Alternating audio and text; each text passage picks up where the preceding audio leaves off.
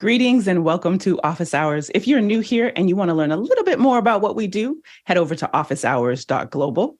Our first hour, we answer your questions on media and virtual events. And on our second hour, we tend to spend a little bit more time on a subject. And today we'll be speaking with Rene Ritchie, YouTube creator Liaison. So if there's ever a day that you want to get your questions in early, that day is today.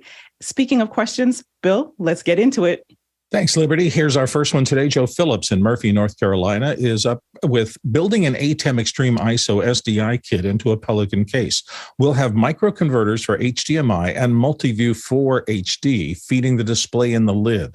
I need to make custom SDI cable lengths. What connectors, cable types, and brands would you recommend?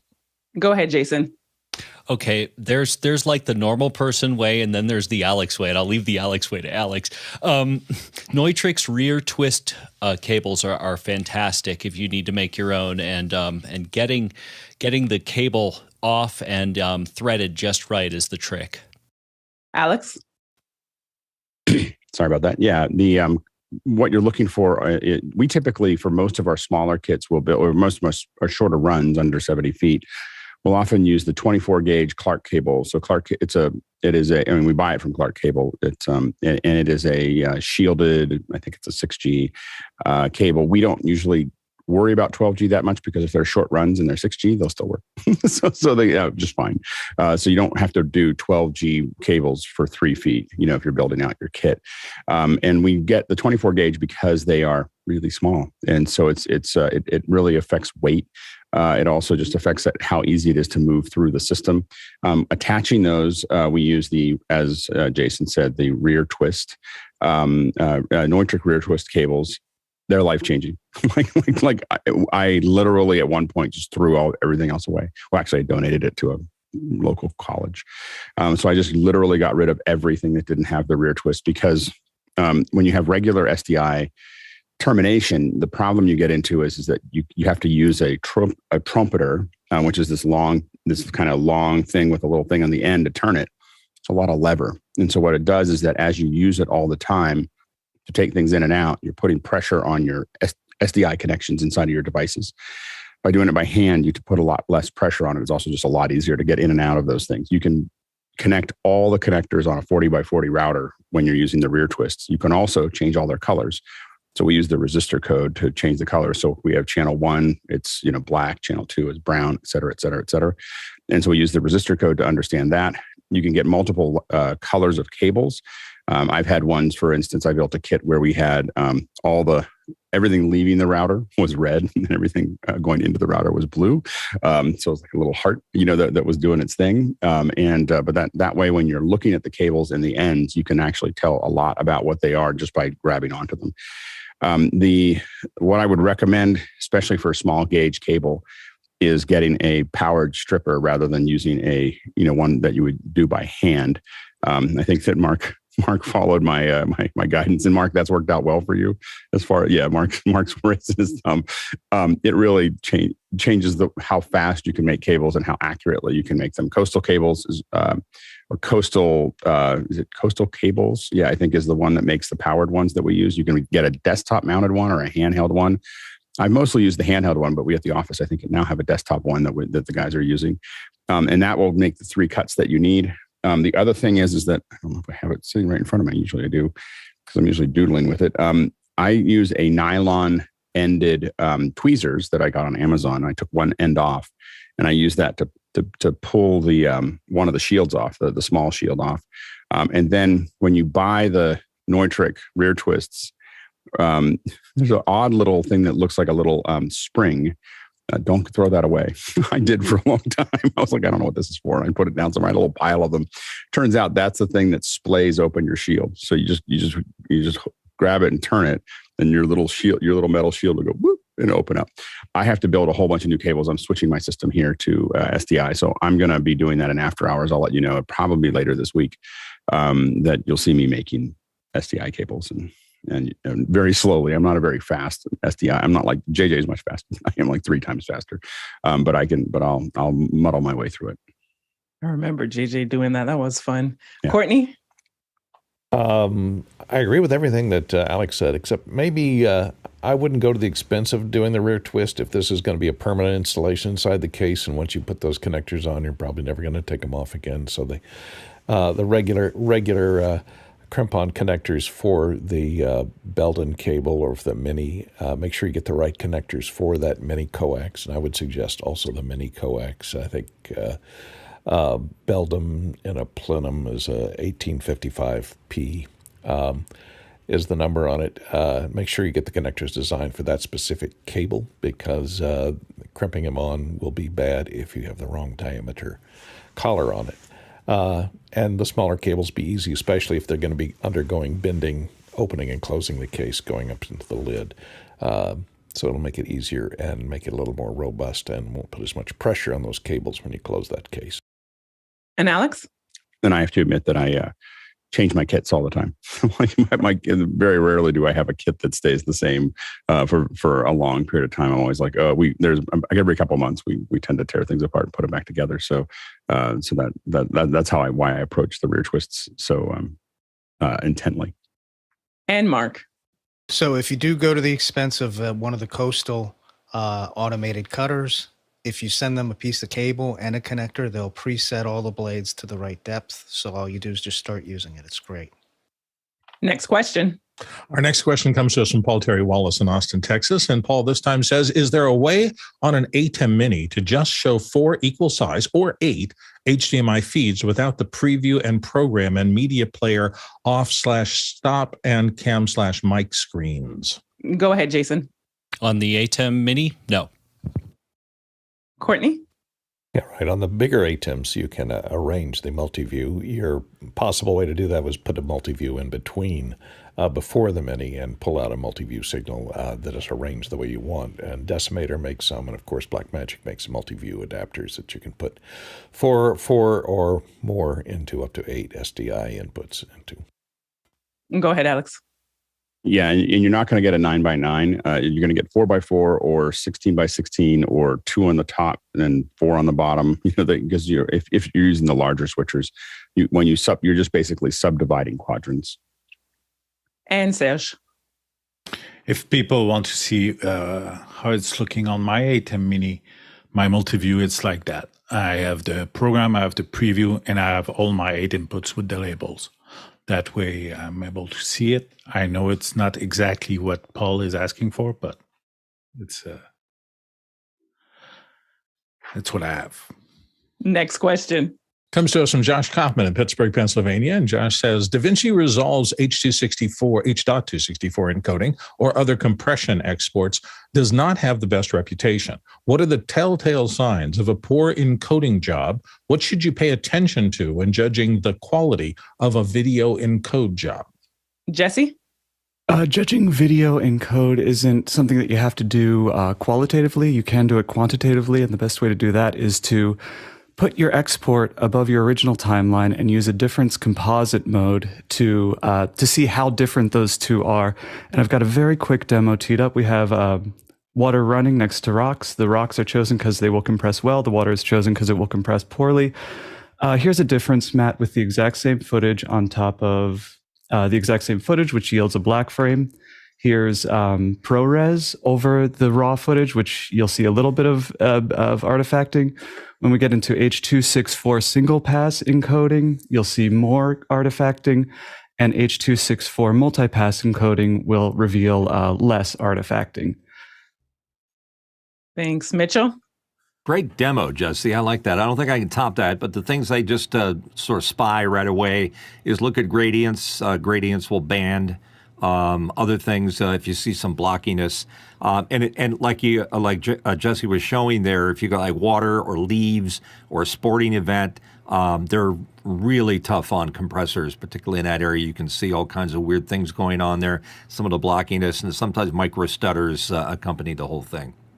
And Alex? Yeah, and Jesse, like I, obviously collect what we call widowmakers. So these are frames that we shoot, and I'll be walking around somewhere and I'll go, oh, that's a good one, and I'll shoot trees waving back and forth. I'll shoot ocean. I shoot a lot of ocean reference because, and I try to fill the whole frame with water, with a couple little rocks that will do well, but really just a big ocean, anything that has lots of things changing at one time, then throw those on. What you're looking for oftentimes is the macro blocking. So you're looking for little blocks around the edges, aliasing, which is what actually Resolve is really tends to do. So in graphics, when it's compressing, especially, you'll see little aliasing along those edges, and that tends to be something that Resolve doesn't handle as well as other compressors do.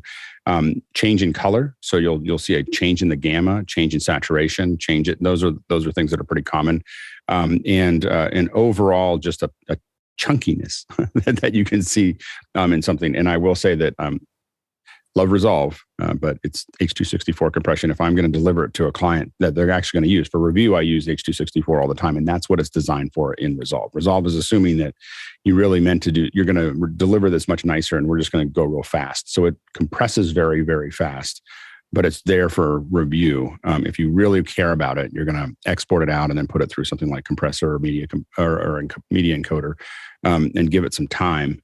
Time is, we think that eventually you don't use time, but time really helps you get higher quality bits, out of it. So 2-pass, and this is for if you're actually going to deliver it somewhere, but running 2-pass, you have to remember that the movies that you watch when you download something on Apple TV, the movies that you watch there that you bought took 2 or 3 days to compress, like 2 or 3 days, with very powerful machines that are sitting there finding over and over again, finding the best encode for every scene. And so time is definitely still something that's used to get the best compression out of it.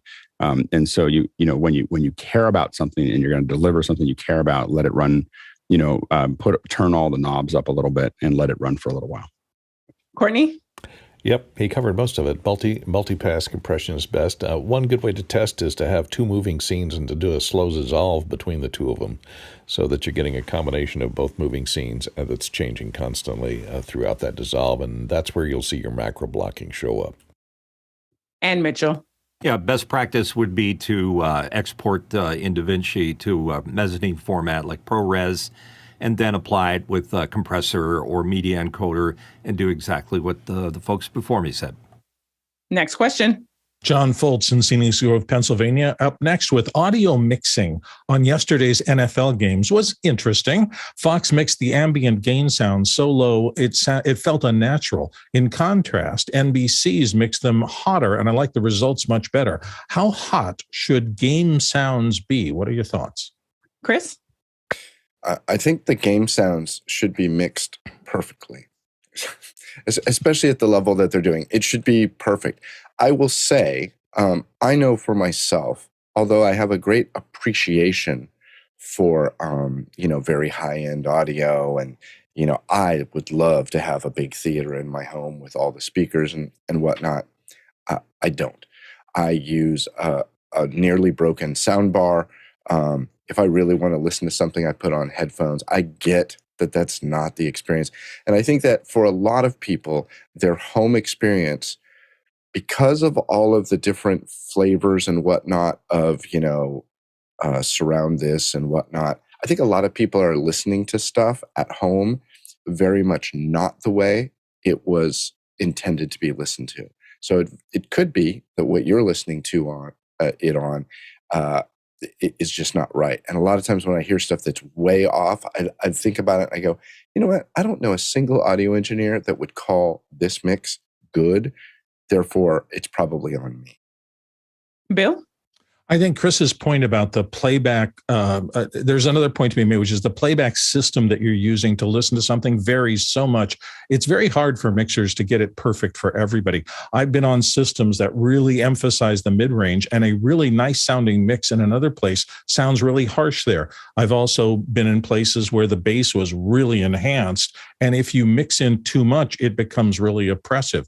So they're trying to get an average. I will say also there's more and more embedded kind of pseudo advertising in broadcasts, and I think in that case, when they're doing promo speeches from the commentary box and things like that, it's really important to keep the voice way ahead of those things and to have the background not conflict with that, or they get into contractual problems. So there's just a whole bunch of factors in this. It's not ever one thing.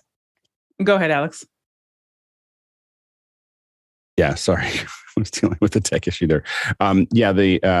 The main thing here is that it is everybody makes a different decision based on it. This is a creative decision, and it can be all of these are going to be different. I do agree that I will argue that NBC's coverage was better than everybody else's. So I skipped through. I was kind of watching graphics. I'm planning to do I'm hoping that we can do a second hour on the graphics, because I think there was a lot. It was really interesting to watch all of the playoffs, because they're considered high profile. All the playoffs these are the best graphics that each network is going to employ against a game. And I watched it a little bit, and NBC stood out. I can just say that they stood out on sound design. They stood out on graphic design. And so I think, but we'll break through some of those and talk about them. They did some really interesting things, with the graphics that we'll show that I hadn't seen before. As far as the sound goes, though, yeah, and I'm the opposite of Chris. I have a 7.1 system, and I'm putting in a 120-inch projection screen because we're going to test this, and so to kind of get that. And so I think that those are the folks that are really committed to watching a lot of stuff. So in some ways you kind of play to that market to some degree. And there's no reason why you shouldn't in today's day. Like every game that you watch on the NFL is a $50 million game. And so, I mean, when you think about all the salaries involved and then all the production involved and everything else, the production itself is, I don't know, somewhere $5 or $10 million. But with all the player salaries and everything else, you get to about $50 million a game. If you're going to spend that much, there's no reason why the audio mix can't be good for everybody. Like you can just spend a little bit more on it. But I think that again, I thought that NBC's coverage was better than everybody else's yesterday. I will say that the other thing is YouTube's. I didn't watch the whole games. All I did was I got there. I got there with about 5 minutes left, and I watched Catch Me Up on YouTube, which it just plays all the big plays all the way up to the last 5 minutes. It's obviously someone clipping, because it just kind of spins. It spins for 2 seconds, a second or two when it goes from between each one. Totally works. And there's 37 plays that you watch, and now you understand how they got to where they are. And then you watch the last 5 minutes, because it's not a Steeler game, so I didn't want to expend that much time. I just wanted to just give me the cliff notes, and then let me watch the last 6 minutes. There's a lot of great last 6 minutes over the weekend. Mitchell?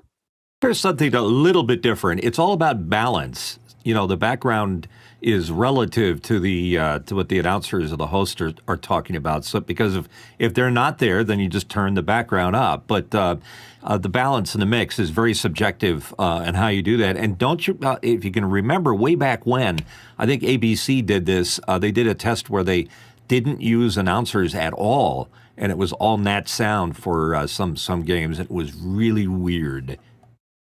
And Chris? Yeah, and I just want to go on the record. I mean, I consume a lot of media. I do watch, and I envy somebody with a 120-inch TV and it's not a TV, whatever. It's just not in the cards for me. I made a conscientious choice to release that gear acquisition syndrome long ago, and I'm just the guy. I mean, if I'm going to really watch a movie, I watch it on my iMac with the 5K display. That's all I got. And Alex? Yeah, I thought one thing that was interesting when we talk about crowd sounds, that during before COVID, I think it was EA. That did it. They went and they worked with the soccer teams to record all the crowd sounds. So they went from all these stadiums, and they got different chants, and they got people cheering on a goal, and people just cheering, and then ambient and so on and so forth for their game, their FIFA game. When COVID came by, the BBC or Sky, who had worked with them on it, came back to them and went, "Hey guys, we would really can we use those sounds?"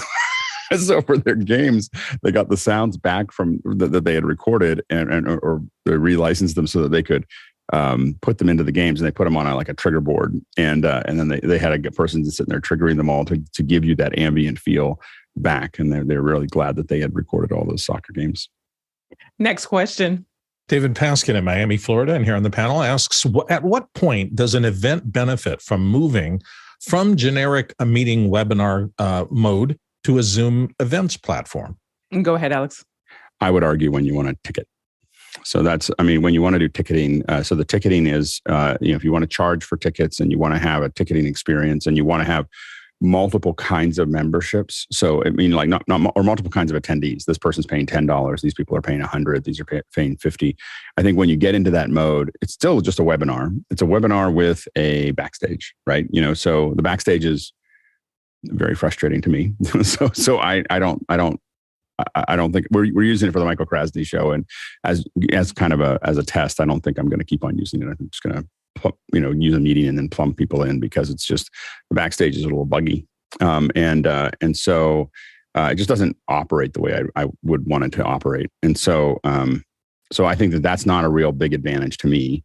Now we're producers, so we know how to do that. If you didn't know how to do that and you were just trying to set something up on your own and you wanted to do an event, the backstage might work just fine. It's just clunky. But I think the big advantage, we are doing an event. I'm working on an event right now that's going to be a Zoom event. It's a pretty big one. It's going to have thousands and thousands of people coming to watch it.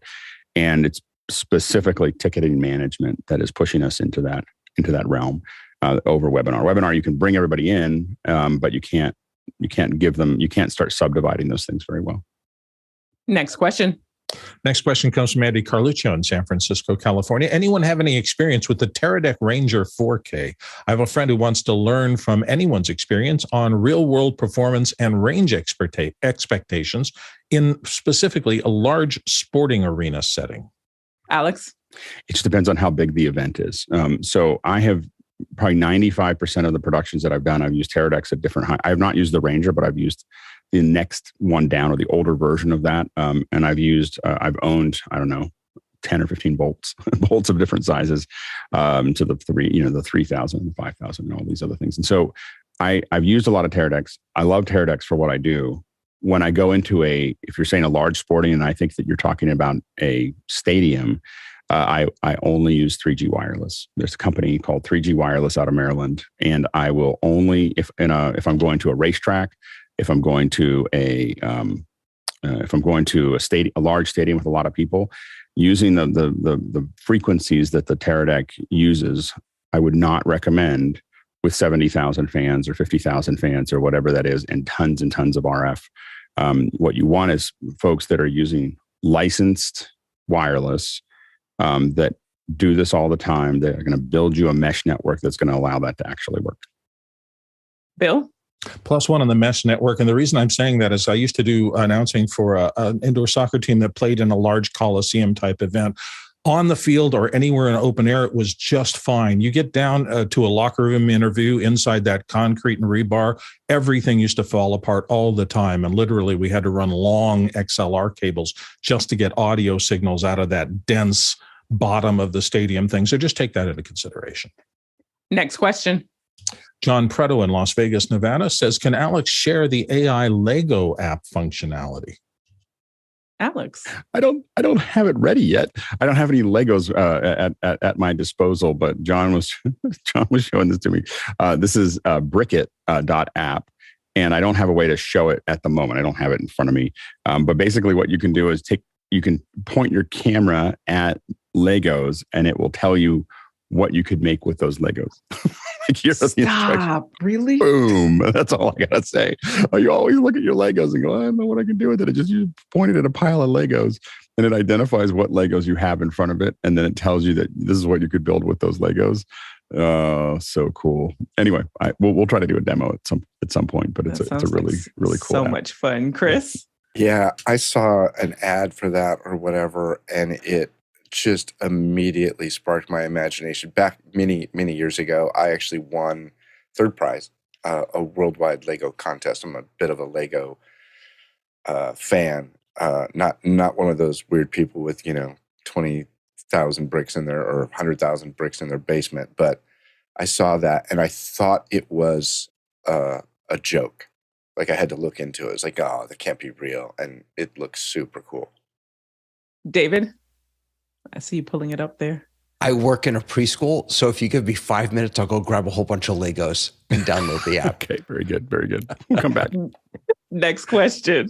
Douglas Carmichael will come up next in the interim. He says, I've finally found a killer deal on the Mac Studio M1 Max 32-core GPU, 64 gigabytes of RAM, 2 terabytes SSD for $3,199 US.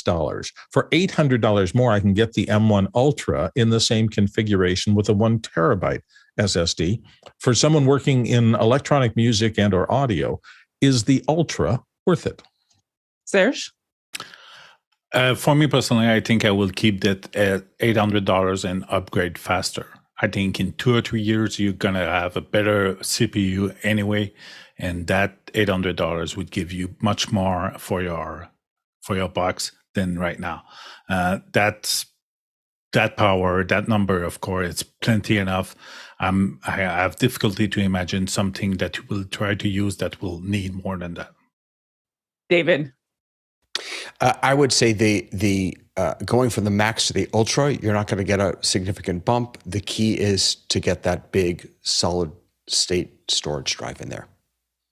Mitchell? Yeah, the Ultra is overkill. I think we talked about this on After Hours last night, Douglas. But I think you can get fine with the Max. And the other thing that we generally recommend is get the fastest drive as big as you can in the internal Mac. Everything else, all your music samples and storage can be done with external drives. And Alex? Yeah, I pretty much the same. I own what you're talking about, and my only regret, as stated before, was that I didn't get a larger hard drive. I got a 1 terabyte. I would have gotten an 8 if I understood the difference in speed. So I would have put all my money into that. But I still would. I don't think that in audio you're going to find the difference between the Ultra and the Max. Next question. Kenny Hampton in Greenville, Illinois is up next, looking for recommendations for a dependable wireless presentation clicker with a range of at least 70 feet line of sight. This is for basic forward, reverse, and blank of side decks. Go ahead, Nigel. So I think if we're doing a professional production, then people use the DSAN type devices where it really, really, really always has to work. For something a bit more amateur, you can go onto Amazon and buy one of these things. I'll put a link on the in the chat. They're probably a tenth or less of the price, probably the same price if you buy the nice case for them. They're just probably a bit more basic, and they generally work, but you always need to train the person in which is the forward button and which is the reverse button. Don't assume they will guess that, because sometimes it's counterintuitive. But I wouldn't use it for a big event, but for a normal meeting, it's great. Alex? Yeah, this is the smallest version of what Nigel was talking about, the DSAN Perfect Q. So this is the receiver that connects to your computer. This is what we oftentimes refer to as a pickle. It's hard to not know which way to go because there's a green and a red, and that's the only two buttons you get. This will go a solid 200 feet, even the small one. They make larger ones. This one comes with a little case, and this is when I present. This goes into my backpack. I don't care what people hand me when I get there, unless it's a really, really big event. If I don't see this, I'm going to insist on that I use my own. So that's the because I just want it to work. So if you're there are a lot of less expensive solutions to this, and these were really hard to get for a while. But if you can afford it, this is literally like when they showed Apple like putting one into a briefcase and running it across campus and everything else. You could recognize this connector. Like every major corporation for every major event uses the same pickle. Next question. Chris Fenwick in Emeryville, California, and here on the panel is up next. He says, I'm looking for a small, easy use, upper quality, but doesn't need to be the very best 35 millimeter slide scanner. And of course, I only care about Mac compatibility. Thoughts? Mark? So there is a slide scanner made by Nikon called CoolScan. I don't know that they make them anymore, but I have thousands and thousands of slides I'm scanning in because of an architecture firm that I work for. And we use this all the time. One of the benefits of it is that it has a slide carousel that can hold 50 slides, so you can scan 50 at a time overnight. And we use some software called ViewScan, which is really good. It works with over 7,000 different scanners, and it lets you make all these different minute settings. And Mitchell? I have a CoolScan from Nikon. Unfortunately, it's SCSI, so you might have, it's compatible, but you may have a little bit of a problem with that. And believe it or not, check out Sharper Image. And Alex? Yeah, and also decide whether you really need if you're going to do them all the time, get a scanner. The Cool Scan is what I grew up on. We used to do the 360s. We had to put them into the scanner in order and run them through, and then run scripts to turn them into a QuickTime VR. So we used a lot of the Cool Scans for that, and they were great. If I was going to do this as a project, unless it's really, really, it's going to happen over and over again, I would just go to Scan Cafe and send everything to them and let them do it. It seems like it's important, but I mean, if that's the thing that there's a variety of services that do those. They do them better. They do them faster. That's Bill. Just an addendum. When Mitch said SCSI, that wasn't a qualitative judgment. That's the Small Computer Systems Interface. And it's so old, I thought there actually might be people watching the show who didn't understand that. And I thought I would make it clear. Thank you, Bill and Chris.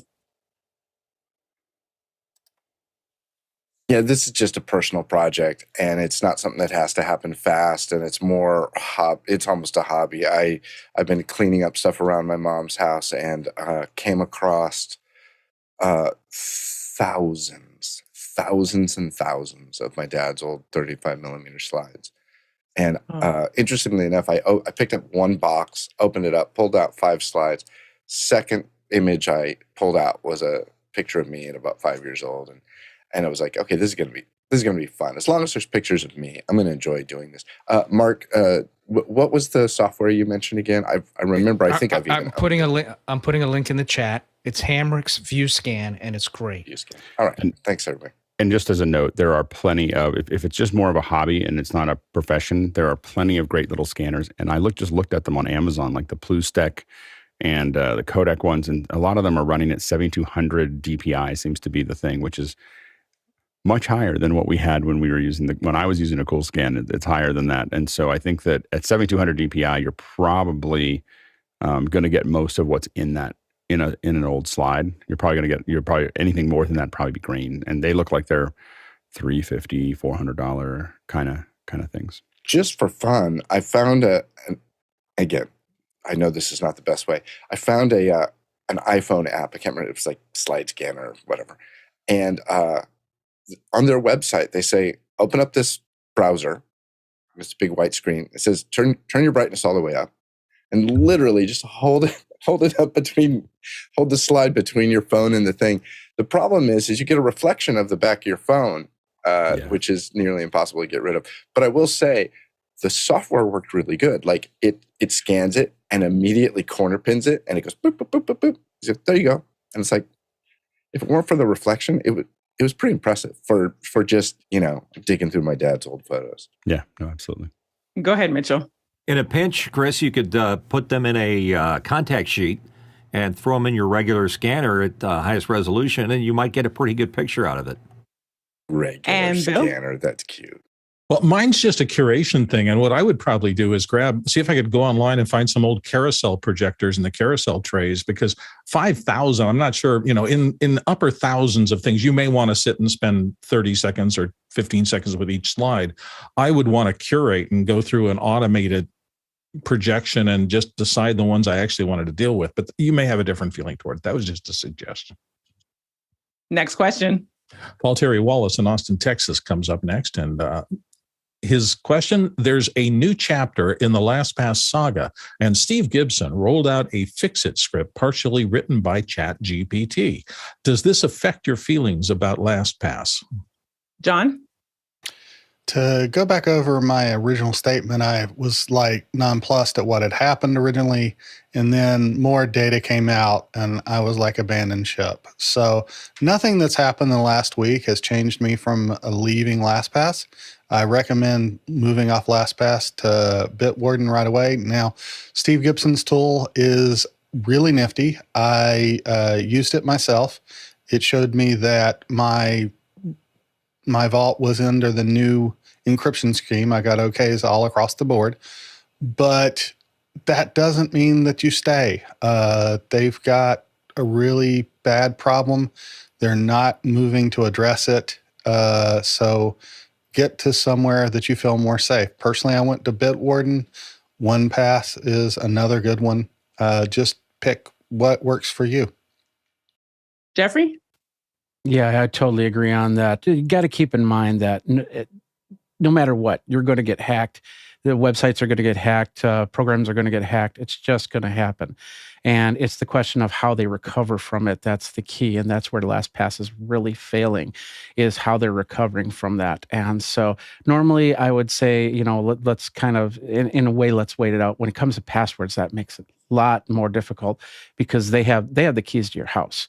And the keys to your car, keys to your summer cottage, all that other stuff. So, moving over from LastPass is something that you definitely want to do. This fix looks pretty legit. I love the fact that it's going through went through ChatGPT partly on there, but he also did a little bit of curation himself. But the bottom line is that it's all going to happen. You just got to make the assessment and how hard it is to actually move it over. This app's helping with that. Chris? As the voice of the forever neophyte and Luddite, and not Luddite, better, in the group, this is what I've been saying all along. I've never, ever understood the logic of saying, I have hundreds of passwords. They're very important. I'm going to give them to this guy on the internet to keep track of them for me. I understand they say it's encrypted and everything, but here we go. This is a problem. And I've always thought that this idea of giving everybody your password, or giving somebody who's eventually going to give it to everybody your passwords, it's just a crazy idea. I'd literally rather put it on a Post-it underneath my keyboard than store passwords online like this. I don't understand it at all. Thanks, Chris. Before we get to the next question, I'm going to bring John. Go ahead, John.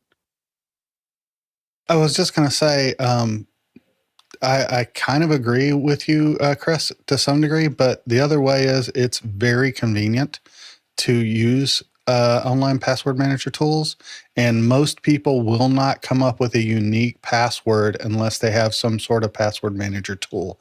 You really need a different password for every single site you visit. So I don't have that much space underneath my keyboard for Post-it notes. I would probably be typing up here. So I use one too, but that's But John, in the same regard, if convenience is your barometer, then just don't put a password on anything. Just use the word password as your password. Oh, that's convenient also, right? There's degrees of convenience. Okay. There's degrees of convenience. Alex? Key loggers. That's why you don't keep things on Post-its. You don't want to be typing your passwords in. That's because the keylogger basically defeats everything if unless you have to do that. So that's what you're trying to avoid. Oftentimes, especially if you're going to use this third-party computer to jump in. I have all of my stuff is as many characters as the site allows, typically as a hash. So it's just hash, and then I have my password logger. I mean, my password logger, my password, whatever that is. Right now, it's LastPass. It's probably going to be just Apple soon. And I think that while there's a chance for this to happen, and again, we don't know how many people are wholesale. If you changed it when you found out about it, and you put another long thing into it, it's probably going to be a while before they get anything, if ever. But the chances of getting key logging or someone really targeting you getting in would be much, much higher. So it's actually the convenience of being very secure actually makes a big difference on how secure people are. And Jeffrey. And don't forget two-factor authentication. Yeah. Most important. If you get hacked and they try to use your password, at least you're getting notifications that's saying that somebody's trying to log into your system, and you can reject it at that point. And we're going to look back at this of, oh my gosh, passwords. That was crazy. Like when I say look back, I mean, it's coming. Within the next 5 years, we won't have very many passwords. It'll be all biometric. Next question. Jesse Kester in Glendale here on the panel. A month ago, our Blackmagic Pocket Cinema Camera 6K started receiving phantom inputs on the touchscreen. Today, the 4K started doing the same. Is this a common issue endemic of high mileage units? And is there a simple fix, or should we just send it to Blackmagic? Courtney? I suppose it could be caused by a number of things. A lot of times in the environment in which you're using these, if you're using these in an environment that has a lot of particulate fallout, it's dusty, make sure you keep the screens clean, and especially the bezel around the edges of the screen, because if you have a conductive fallout or conductive dust that gathers on the edge of that, it can change the capacitance of a multi-touch screen. It's a capacitive touch screen. So clean your screen with alcohol diluted with distilled water. Isopropyl alcohol, and especially get a little stick with a lint-free cloth and clean around the edges of the bezel, and that might help. Depends on it could also be an internal short problem. But, Jason? I had this happen on a 6K and a 6K Pro. Basically, your issues, if this doesn't fix it, then yes, by all means, call Blackmagic. Upgrade your firmware, downgrade your firmware, and if you still continue to get exactly the same issue, give them a call and tell them what you've done. And I know that David has the Brexit. Is it the Lego app that Brickit? Brickit. There we go. Yeah. So I'm going to be playing with this for the rest of the day.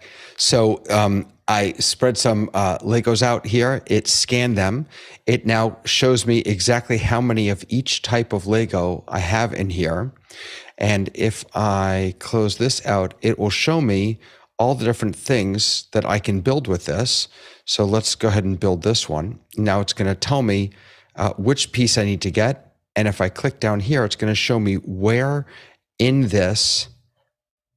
Oh, see, that was okay. So that's a missing piece. So I need one of these. So it's going to show me a replacement. This is ridiculous. This is so much fun. Let me find a piece here. If I click the play button, it's going to show me what I need and where I can get that piece in the pile. Just David, so will it show your face when you step on one? Right. Next question. Next question comes to us from Alexander Knight in Vancouver, British Columbia. And Alexander here on the panel says, what's the recommended way to get 4 picture-in-picture boxes on screen using an ATEM Extreme? Jason? Well, pretty simple. If you have an app that we've used quite a bit championed on office hours, MixEffect. That's right. MixEffect will do this incredibly easily using the super source. And you go to super source and you go to 4-grid full, and that'll basically do it. You can transition. It's quite cool, and it's extremely easy. Alex? Yeah, MixEffect Pro is the way to do this. You can put it together by hand by cutting and pasting things and moving them in. Without MixEffect Pro, you can just do it with the switcher. You're using the super source there. But if you want to animate them, you want to have them come in, you want to have different configurations, it gets real ugly real fast inside of the ATEM software on its own. The macros are really painful because you have to basically touch every aspect of every window every time you want to go from this macro to that macro to this macro. Otherwise, it will take older states and move them in. MixEffect Pro gets you past all of that. It's probably the most valuable piece of software. It'll literally increase the value of your ATEM by 10x. Just buying that one little piece of software. Blackmagic should have bought it and just shipped it with it. It's a great piece of software. Next question. James Babbitt in San Diego says, when joining a Zoom meeting, sometimes I get a message that requires me to sign in to join. Could you discuss a comment from office hours on Sunday that the fewest steps for people joining a meeting is when the meeting uses a waiting room? David? You'll have to forgive me that I wasn't in that conversation on Sunday, but I will say that I think that fundamentally there are 2 different ways to approach security with Zoom. If you have someone who can monitor a waiting room, and you know who you're expecting to come, then I turn off the password. I don't make people sign in with their Google. I just make sure I have that waiting room up, and then I'm able, or whoever I designate is able to monitor that and let the appropriate people in. For something like after hours or office hours, where you have hundreds of people potentially coming in, a waiting room really doesn't make a lot of sense. And that's when having people either or both have to sign in with their Zoom account and know a password makes a lot more sense. Alex? 100% what David said. I use it when I think I was there. I was the one that's talking about this.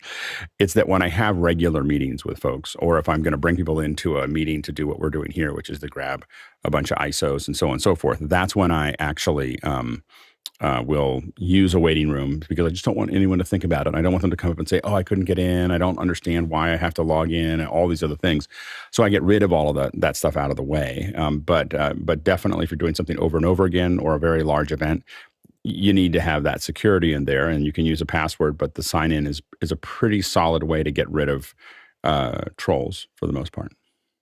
Next question. Next question comes to us from Chris Widener in Lafayette, Indiana, and he says, I've seen ads for 4 wireless transmitter mic sets like the Rode Go. Has anyone tried any of these, like the Comico wireless lavalier microphone Boom X-U Qua UHF? Jeffrey? So these microphones, they're actually pretty cool, because I got explained on how this all works by Andy at Sony many years ago when they came out with this one right here. This is the PO3D, which is a dual band UHF, and it's a digital UHF, which is what makes it the ability to actually bring 2 bands, and otherwise they'd be talking all over each other. 4 bands is crazy. The fact of the Comica. These lower brands, usually what they do is they end up finding these licenses that are expired, and then they can take the technology and use them for themselves. So they bring that into these little boxes. The biggest problem with this is you cannot separate any of the channels. So what you might get a left, two on left, 2 on right, but they're ultimately, once it goes into the camera, there's nothing you can do about it in any type of post. So if you have a problem with interference or anything like that, then you have to deal with it. The other thing is the crosstalk, the phasing that happens between the 2 or 4 microphones, and I had that problem at NAB using a microphone system where I had to readjust the phase of the microphones so they didn't cancel each other out. So when you get that and you're trying to get that in a close-up area, you can run into a lot of problems there. I like the fact that it's something that you can actually record separate tracks. So when it comes into the camera, if there's any problems, you have that scratch track that you can do some post on. Courtney? Yeah, I took a look at this. I have not tried it. It uses, it pairs them in 2 stereo pairs outputs. So you have channels A and B and C and D on 2 stereo pairs. So if you have a camera that has 4 independent tracks, and you can still record 4 independent channels. My worry is that, because it's probably a multiplexed receiver where it's digital switching between these 4 frequencies and then downloading the packets from each one serially, which means its latency is going to be pretty high. And it says its latency is less than 20 milliseconds, which is pretty high. That's half a frame. So I wouldn't use these in a situation where you're using PA, where the people that are speaking on those lavs hear themselves over a PA. Or if you're an interviewer, if you're hearing yourself. It does have a local feedback, I think, that uses just an analog feedback, but I'm not sure if you're using one of the transmitters, if it's going to be delayed or not. So that may confuse people if they're hearing themselves back 20 milliseconds delayed. Next question. Only for the cameraman. That's only for the cameraman, not the people. Right, but if the cameraman is the interviewer, he may be listening to his own microphone and then. Next question. Next question comes to us from Tony Mobley in Noonan, Georgia. And he says, a friend did a chat GPT search on conversations with Tony Mobley and sent the results to me. A lot of information. Should I be happy or concerned? John? I think with a lot of things on office hours, we're going to go with the standard Mickey response of it depends. Was it accurate? Was it the sort of stuff that you want to reflect your channel? Then I think you should be happy. If not, then I would be upset. At this point, it's important to realize that ChatGPT ended up with last doing their crawls back in 2021. So it's a little over a year out of date by now. So there's that. I really like ChatGPT, and I also think that A lot of search engines are looking to integrate some sort of AI functionality. Reports are Google's panicking that Bing has already incorporated it or is going to shortly. So just keep that in mind that this is the new wave of search, and it's going to be how things are going to show up in the future.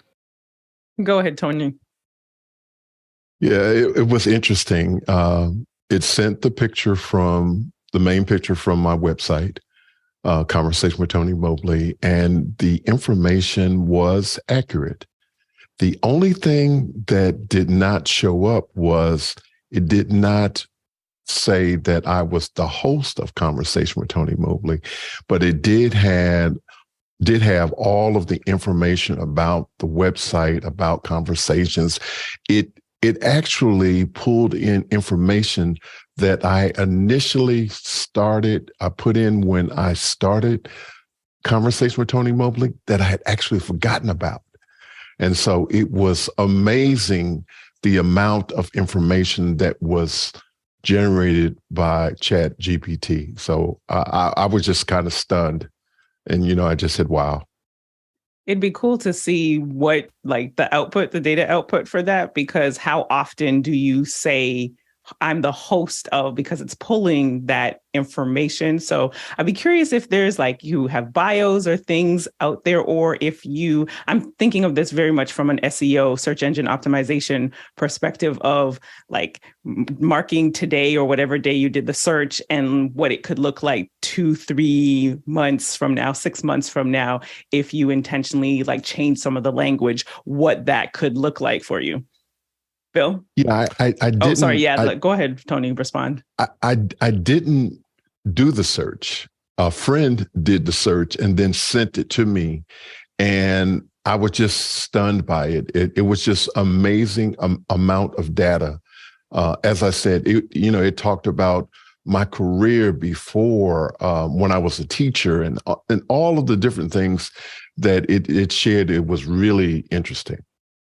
Very cool. Bill? Yeah, I feel you, Tony. I remember probably 15 years ago, there's a tool called the Wayback Machine, and some of the younger people may not know it, but I searched on myself maybe 15 years ago, and I was flabbergasted at how far back it looked to things like internet posts and things like that. We all really do have, if you're doing anything having to do with the web or something in public, that long tail of data that is still there is stunning. So I just was mindful from the time that I did that I make sure that everything I do online is stuff I would stand behind. It's one of the reasons I changed and stopped using handles entirely on any social media sites and had my own personal standard was that I'm not going to write it if I don't stand behind it and are willing to have somebody else see that information. It's a big deal. Next question. Douglas Carmichael is up next, and Douglas says, it's interesting that someone of Steve Gibson's stature used Chat GPT to help him code. Why could that be, and are the schools that are banning Chat GPT thinking in a short-sighted fashion? Go ahead, Alex. Yeah, we're seeing more and more programmers using it as a brainstorming process. So write me something that does this. I literally asked it to write a snippet of code in Swift to lock my camera on my iPhone. I haven't implemented it yet, but it just saves you a lot of searching because it will figure something out. If you're an advanced coder, you'll look at it and go, well, that's not exactly how I would do it, or I might change a couple things. But it definitely gets you. It'll expose libraries, expose other things that are you wouldn't have thought about necessarily off the top of your head. So I think I've been talking to a lot of programmers that are using it. Our schools are panicked because they have a very old way of doing things and they can't figure out how to move to the new way of doing things. And so they just don't have a structure for it, and they're going to panic for a little while, but eventually they'll figure out a way that allows students to use it because it's pretty powerful. Paul and Lou in the chat say that someone else shared it, just to the accuracy in the question here. Jeffrey? So I always like to think of it because when I used to program, I would have a book, and We all remember books. And inside the book, I would always take little Post-it notes and put it in key areas of certain areas that I need to recode, that I need to use from time to time.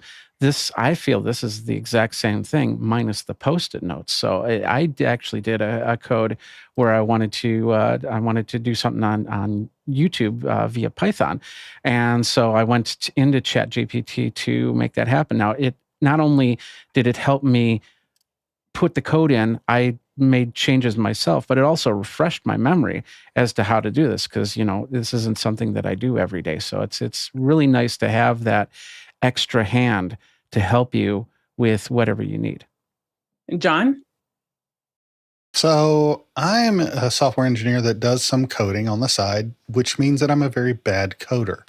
I don't have the time in my day to code reliably. And so it takes me a lot longer. While I'm competent and I do write good code, it just takes me a lot longer than someone that isn't a developer, because they're in it every single day. When I've used ChatGPT, it does it so much faster than I could do it. It takes minutes for it to come up with the script that might take me half a day to come up with, because I don't live in those functions and I have to research every single function and then experiment with it until I get it to work exactly the way I want it. So I think that using something like one of the machine learning interfaces, and there's others out there, to come up with your code is going to be the wave of the future. Schools, when I went to school, they didn't allow calculators. Now they're allowing calculators to take your SATs. It's just a matter of time before they allow it. Courtney? Yeah, I think schools are being very short-sighted if they're outlawing the use of GPT. One thing they should be doing is teaching how to properly use GPT and what are the tools and the little tricks to get a better result out of tools like OpenAI. So I think they're fairly short-sighted. I've found a new use for it in rewriting instruction manuals from Chinese devices that are poorly machine translated. I just cut the incomprehensible instructions that are come out of the Chinglish and put in rewrite : and paste it in there, and it writes a perfect manual for this device that was incomprehensible before because it was written by a machine or translated by a machine from Chinese into English and poorly. And ChatGPT cleans all it up and makes it perfectly understandable in complete sentences and with the right tense and everything else. David? One of my former Bible professors posed a question on Facebook about how he should handle ChatGPT being used by some of the students in his classes. And he actually came up with, I think, some really powerful questions to ask. He said he may ask, cut and paste the answer from ChatGPT to this, and then he poses a question about the Bible. And then the question he asks the students is, what grade would you give to this answer and why? Is all of the information correct? Is it missing any important information? Or he says, take a modern issue of concern. Imagine that you're the poetic Isaiah, right? And write a 5 to 10 verse poetic prophecy, the style of biblical poetry. Ask ChatGPT to complete the same assignment and evaluate its product in relation to yours. We can either be afraid of this technology or we can embrace it and find ways to have it enrich our learning. They had a great discussion on the education hours on Saturday, if you want to go back and listen to that, because they did talk about AI, the influence and how it is impacting education. Harshid? I just wanted to bring that, Steve Gibson on Security Now had somebody send in the code, and he found the code to be so perfect.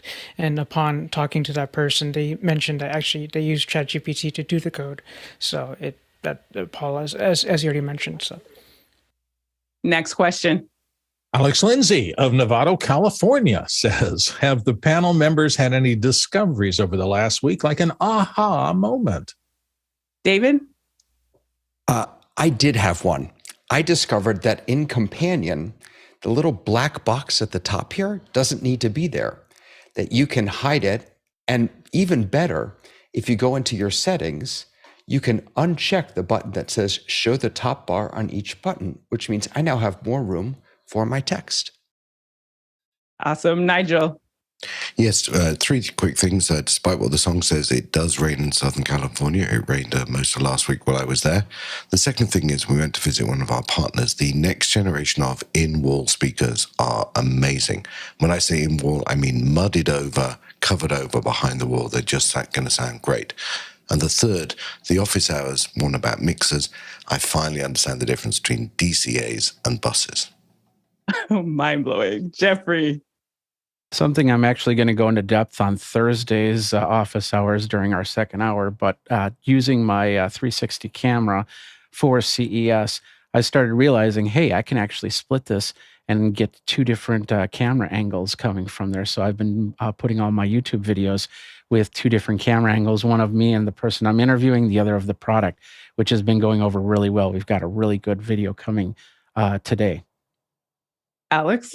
A couple of ATEM notes or computer notes. If you have your Mac Mini and you only use a USB-C for HDMI, you unplug the HDMI for whatever reason, it will go black every once in a while, and you'll have to unplug it to restart it. so don't do that. That was a new discovery this weekend. It happened a couple of times. It took me a little while to triangulate. And the second one was that with an ATEM, we did have someone doing a behavior where they were turning their Zoom camera on and off constantly, and it went to the gray screen 4 times over one weekend, which means that I think that we could just sit there and just turn it on and off and figure out how many times it takes to turn off to go gray. Tony, real quick. I was using a Video Pencil and Mimo Live together on my house of worship on Thursday night, and it was just absolutely amazing, and I'm so proud of myself for being able to do it. Ed Mitchell. I was going through my music library, and I was happy to find this particular disc. That was my aha moment. It's a fitting way to close our first hour and head into our second hour. Thank you so much, producers, for your questions. And now, as we get ready to speak with Rene Ritchie, YouTube creator, Liaison, no stranger to the office hours community. Thank you so much, Rene, for joining us today. Thank you so much for having me. It's always a huge thrill to be here. All right, so let's start with this new role, relatively new role now, a good almost half a year in.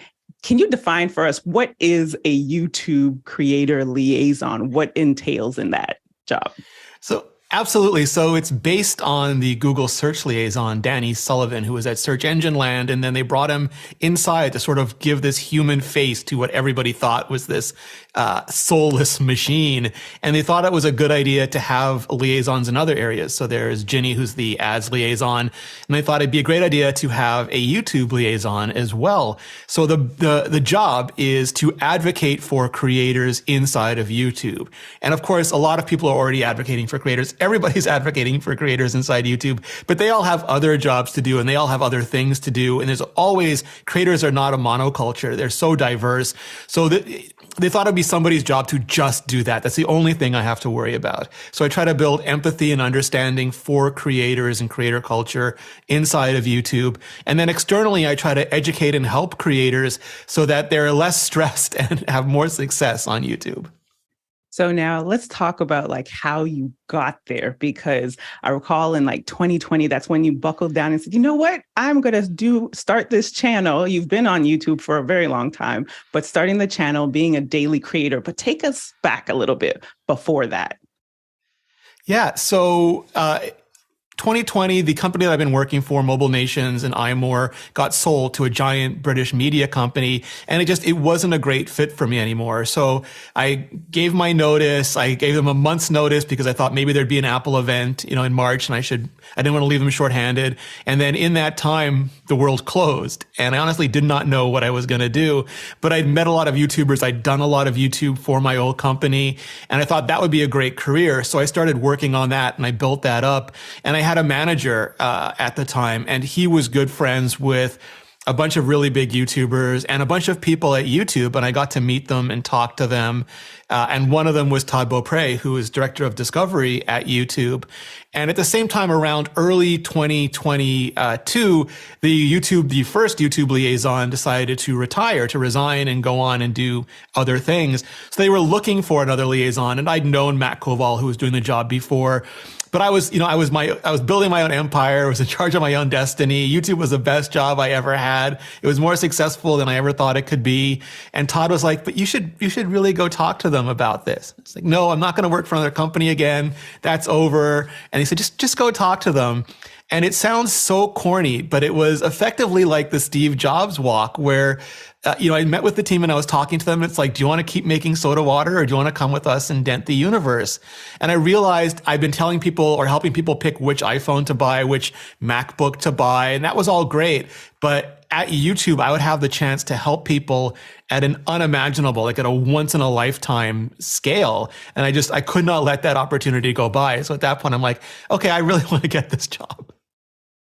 That is phenomenal. And I've been going through first of all, just being able to have this conversation with you. And I see that we've got a ton of questions, but I want to take some time if our panel has any comments or want to jump into this part of the conversation where we're ready to hear all things YouTube. And just giving you an idea of our audience, there are folks that are small creators, so just getting started or thinking about it, all the way to people like Jeffrey Powers and David Paskin, who are constantly on the platform. What can you tell us about in 2023 that we should really be paying attention to in the YouTube landscape? So the thing that's exciting me the most about 2023 is I think multi-format is really becoming a thing. YouTube has long-form video. It's had it since the beginning.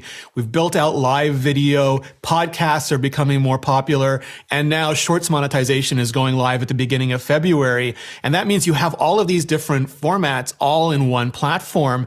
And I've seen some examples already. I'm sure we're going to see more, but it effectively gives any individual creator all the tools that used to require a studio or a big recording label.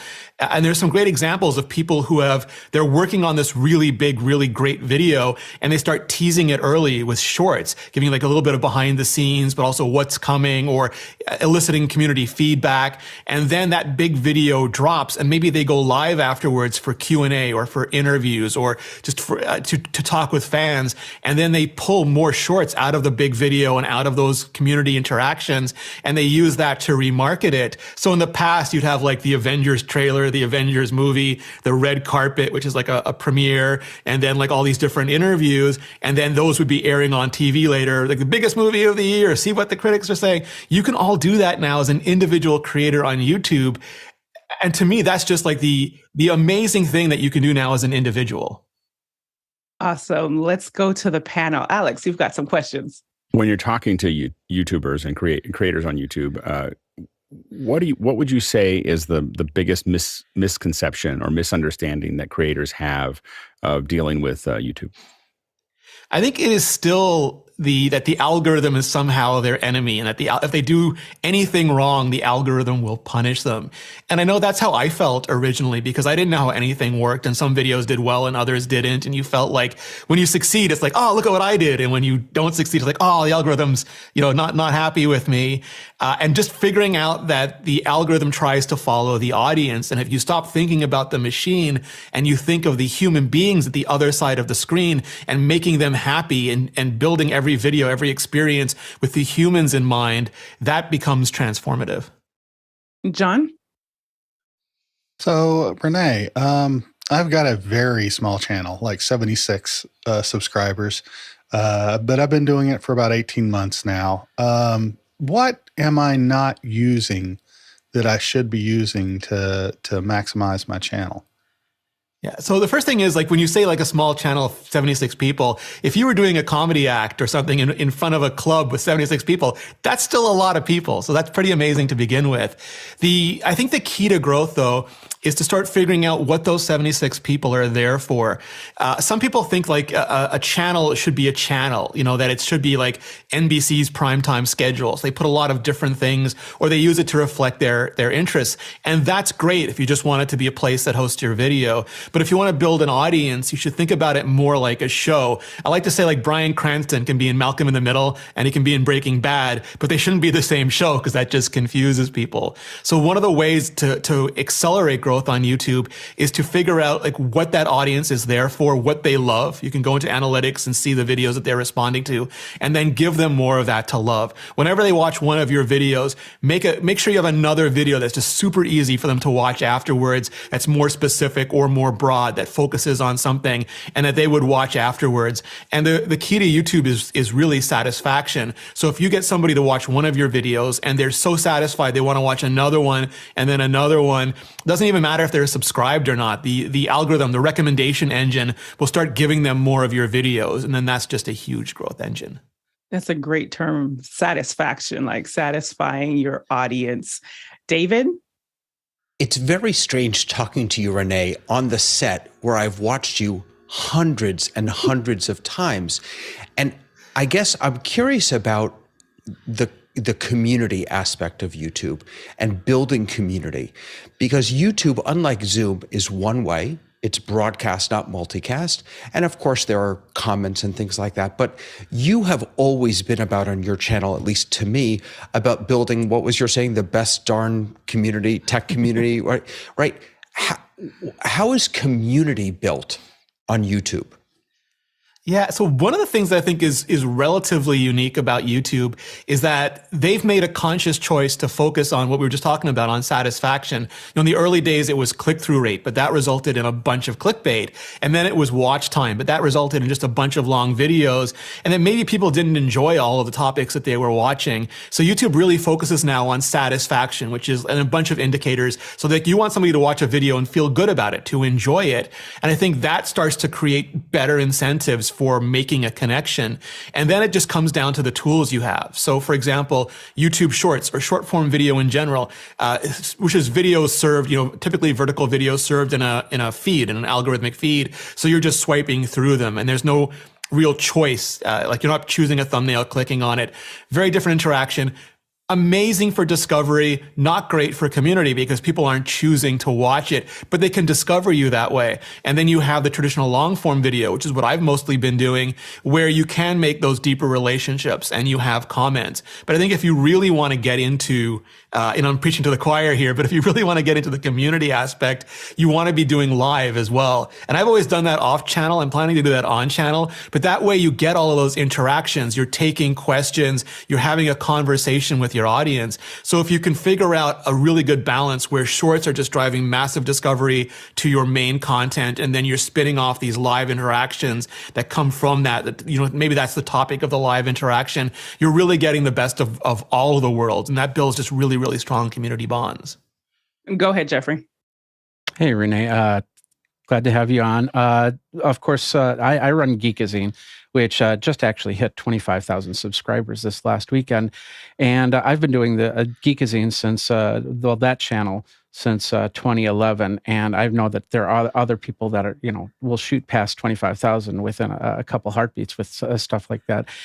You said that, and we're seeing long form, we're seeing short form. I know that YouTube's also getting into shopping. YouTube's getting into different types of live, HLS and all that other stuff.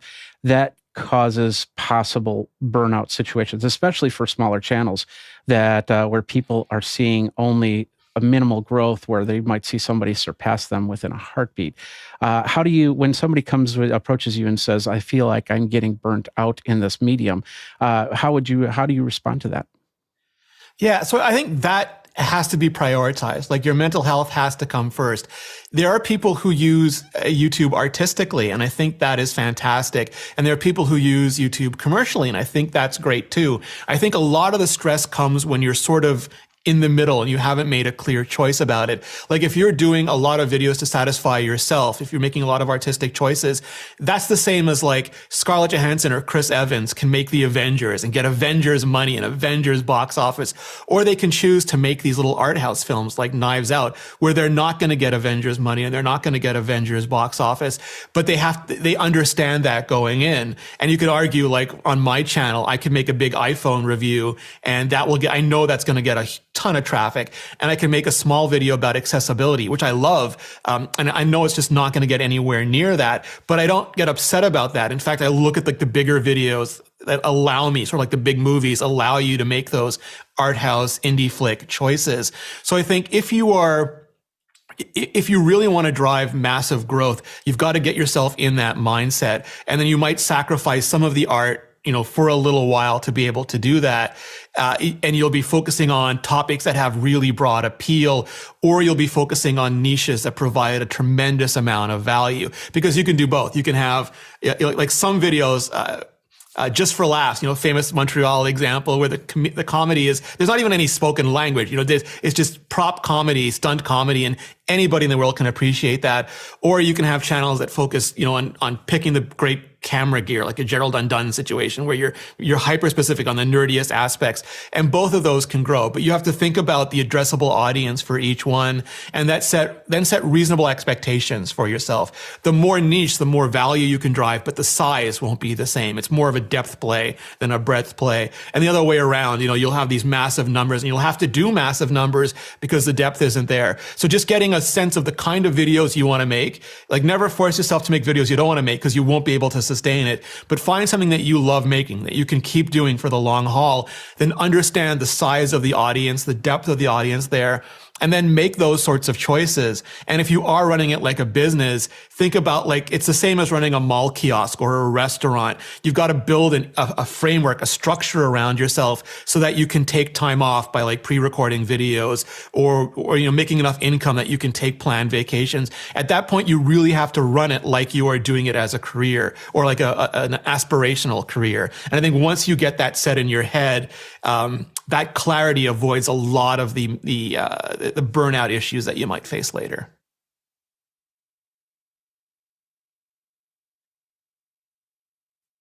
Oops, I think you're muted, Liberty. My apologies, Mitchell. Oh, hi, Rene. Mitch Hill. Hello. Good to see you.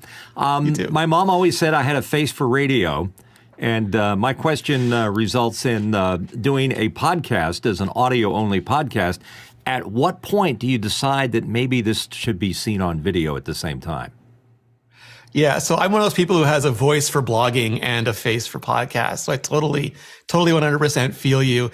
I kind of think these days that unless there's a compelling reason, you may not just like doing video, but if you can do video, I think just the ability to reach more people in more ways. Some people can just listen and that's fine. Other people are very tuned to body language. And even if it's just you literally filming yourself doing the podcast, it adds another dimension. We all saw during the last 2 years this advent of what I call comfort content. It started with just study with me, where people would just sit a camera up, start doing their homework, and tons of people would sit there and just do their homework with them.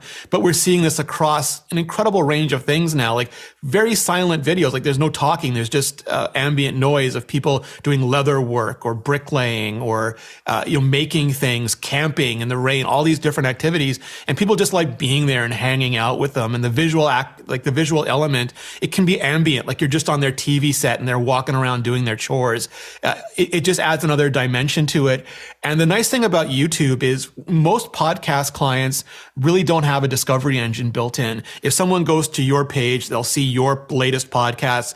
Maybe they'll see some other podcasts that you really like. But for example, if I did a WWC episode, you'd see my podcast on WWC, and then probably the talk show and Marquez's wife, waveform, and a bunch of other things. But on YouTube, you would see those specific episodes. You'd see Alex's office hours in the corner and the Mac break episode on it, and Marquez's video, very specific. And that allows people to just click through and find more of what they love. And that, I think, is the real growth engine. It's not a bunch of people sort of competing, but a bunch of people all lifting each other up. So if you can be in there and you can give somebody a human connection, I think that it amplifies everything else that you're doing. Harshid? Hey, Rene, nice to meet you. Pleasure to have you here. And the question here is, so we're talking about identity sort of in the podcast, as Mitchell also stated here. Some channels might also use the shorts to build more traction in the community. But do we feel that we have a little identity crisis, so to speak? Because some people will tag a podcast and it would just be a open question QA session. And so sometimes I know that the format is supposed to be a podcast, so you could put it in your phone and listen to it, as you just mentioned, anywhere. But should we kind of make sure that we're telling people the correct way of making content where, YouTube is meant for the kind of the video output, and don't put maybe hashtag podcast, hashtag, a whole bunch of words, and make it more concise where if you're talking about accessibility, so you made an accessibility video in the past and it is a phenomenal video, which still gets watched by the blind community often. But, how do we take something as how that works for that specific niche to another topic where it could work for your channel, and to be more concise with the way we, are we producing podcasts? Are we producing a show? Are we producing a QA? So how do we kind of get more concise with that? Yeah, I think that it's always best to create identity the opposite way, which is almost like think of the audience. Some people will think of just a specific person. They'll come up with an avatar for their channel, and they'll do like a lot of deep research into the comments and into the analytics data. And they'll try to figure out specifically who's watching them. Like maybe it's a 42-year-old who's into tech, has like a family and has like a disposable income. And it's not perfect, but it sort of gives them a model. It's like that old writing thing. Like whenever you're writing anything, picture the person you're writing it for, and that gives you focus. And it's very similar on YouTube. If you can sort of pick like the audience that you're trying to reach, and regardless of the format or the specific topic, you always tie it into that audience. I think that gives you tremendous focus. Like in your examples, maybe I'll do a long podcast. I'll do an interview with Alex Lindsay about a variety of topics, and then I'll look at the graph on that podcast, and you can see now the sort of hot spots, which are the areas that people replayed. It's not how much they watched, but it's how many times they went back and rewatched those things. And then maybe I'll take that segment, where Alex is talking about sharing AR files, and I'll cut that out and make it a short. That's a 1 minute encapsulation of that. And we see a ton of that lately, like podcasts showing up in their shorts reel with a highlight of a specific question, a specific answer. And that's just a way to drive attention to that podcast. But as the topics change, they're still relating to something. Like I made a very deliberate decision that my accessibility podcasts were related to the audience. So they were around iPhone accessibility or Apple Watch accessibility. And that everything, like the title, everything about that, the majority of my audience would still want to consume. I try to think like if they watched the last video, what next video would they want to watch? And regardless of the topic, the packaging around that can be very specific. Hashtags, I never worried about too much. You can use hashtags if you're trying to get into a trend. For example, like a big movie comes out and you do something on Avatar and you hashtag it, Avatar and Way of Water and all of that, then you'll show up on a search page. If someone clicks that hashtag, your video will be there. But the consequence is a bunch of other people's videos will be there, so they might watch somebody else next and not you. So I think about those things a lot, and then I'm very careful and deliberate about the hashtags. And I only use them when I think they're going to benefit me, not just to put them there, just to put them there. I'd rather have no hashtags than just sort of hashtags that I don't think will specifically benefit the video. And Tony. I want to say hello, Rene. I am probably your biggest fan that you don't know. And I just want to say it's so good to meet you. You too. My name is Tony Mobley, as I said, and I am the host of Conversation with Tony Mobley, which is a office hour produced podcast. And one of the things that I wanted to ask you was, I have 438 subscribers. We have 81 episodes in. And I wanted to know if me publicizing my YouTube content on Facebook and LinkedIn is advisable, and should I be looking to promote it more on YouTube itself, or do I need to continue to try to do on other social media? Yeah, I think it's a mix of both. It really depends on your goals. Promoting on social is a little bit of a mixed bag because quite often social networks want to keep people on those networks. So they won't actually send people over to YouTube. They'll open up like a WK web view or something and then embed the player. And that means that people are watching you without being logged in, because you'd have to log in over and over again every time it popped up one of these web views. So mostly they're just watching you there. So people who already know about you, your existing audience, they will watch it, but it won't go into their watch history. So the next time they go to YouTube, they might see that video. They go, oh, I already watched it. But the YouTube thinks, oh, they're not watching it now. What's going on? So if you think a lot of your audience is already aware of your podcast, then it might not be great to share, or maybe wait a little while. Just go on social and say, hey, I've got this great new interview. It's up on the YouTube channel now. Don't link to it, but let people know it's there. Maybe include the thumbnail, or maybe take a little snippet of it and include that in a native video. And that way it sort of teases what it is, but they'll still go over to YouTube to watch it. So it'll go into their watch history and they'll get more and more recommendations based on you. If you have a huge presence somewhere else and you think a lot of people really aren't watching your content, then you could probably share more, just because they'll become more aware of your channel, and maybe they'll go seek it out or go subscribe to it the next time they're on YouTube. But I think all of those things are sort of supporting mechanisms. The nice thing about YouTube is that it is, if you give it just a little bit of direction, if you are clear in your episodes who your audience is, sometimes it's harder for interview shows because people might pick and choose based on the guest. But if you can try to find some common thread and include that common thread in the packaging, like the title, the thumbnail, the description, so that people are more inclined to think of it as the next episode of something that I enjoy, then I think there's nothing on this planet that can promote things as well as YouTube's recommendation engine. Thank you, Rene. Bill, it's time to get into these questions. There are a lot of questions. As you can imagine. Wow, what a response here. So the first one comes from Chris Widener in Lafayette, Indiana. And Chris says, what's the most surprising thing you found in your new role, Rene? So I knew that people inside YouTube cared about creators because a lot of the people that I knew at YouTube did, but it amazes me, like it permeates every part of every discussion. And the part that's super interesting, I know this happens to everybody when they go to a new job. They're like, why haven't we just done X, Y, Z? And they'll tell you it's because, well, yes, a creator like you would benefit from that. But do you realize that this would hurt creator ABC because they have very different needs than you do? And it made me literally stop and think, yeah, I have to change all of my assumptions, because there might be this middle ground of creators that would generally all have similar interests. But YouTube and creators are so wide and so varied that you have to be really sure you consider every edge case triple 3 times before you move forwards with things. I think that sometimes caused me frustration as a creator, because I thought answers were obvious, that once you step back and have a bigger view, are not at all obvious. Next question. Dan Huber, Erie, Pennsylvania. What's been the best part of working at YouTube, and what's the culture like? So the absolute best part of my role specifically is that almost every day I get to finish the day knowing that I helped creators, like specific creators, in really meaningful ways. And that's, and there's a ton of people at YouTube who work on it. Team YouTube is fantastic. Creator support is fantastic. But there are always people who, fall through, or they're not clear how to do something. And just being able to find these little areas of friction and help those creators, it's like the privilege of a lifetime for me. And I'm sorry, I totally blanked on the second part of that question. Second part of it was, what's the culture like at YouTube?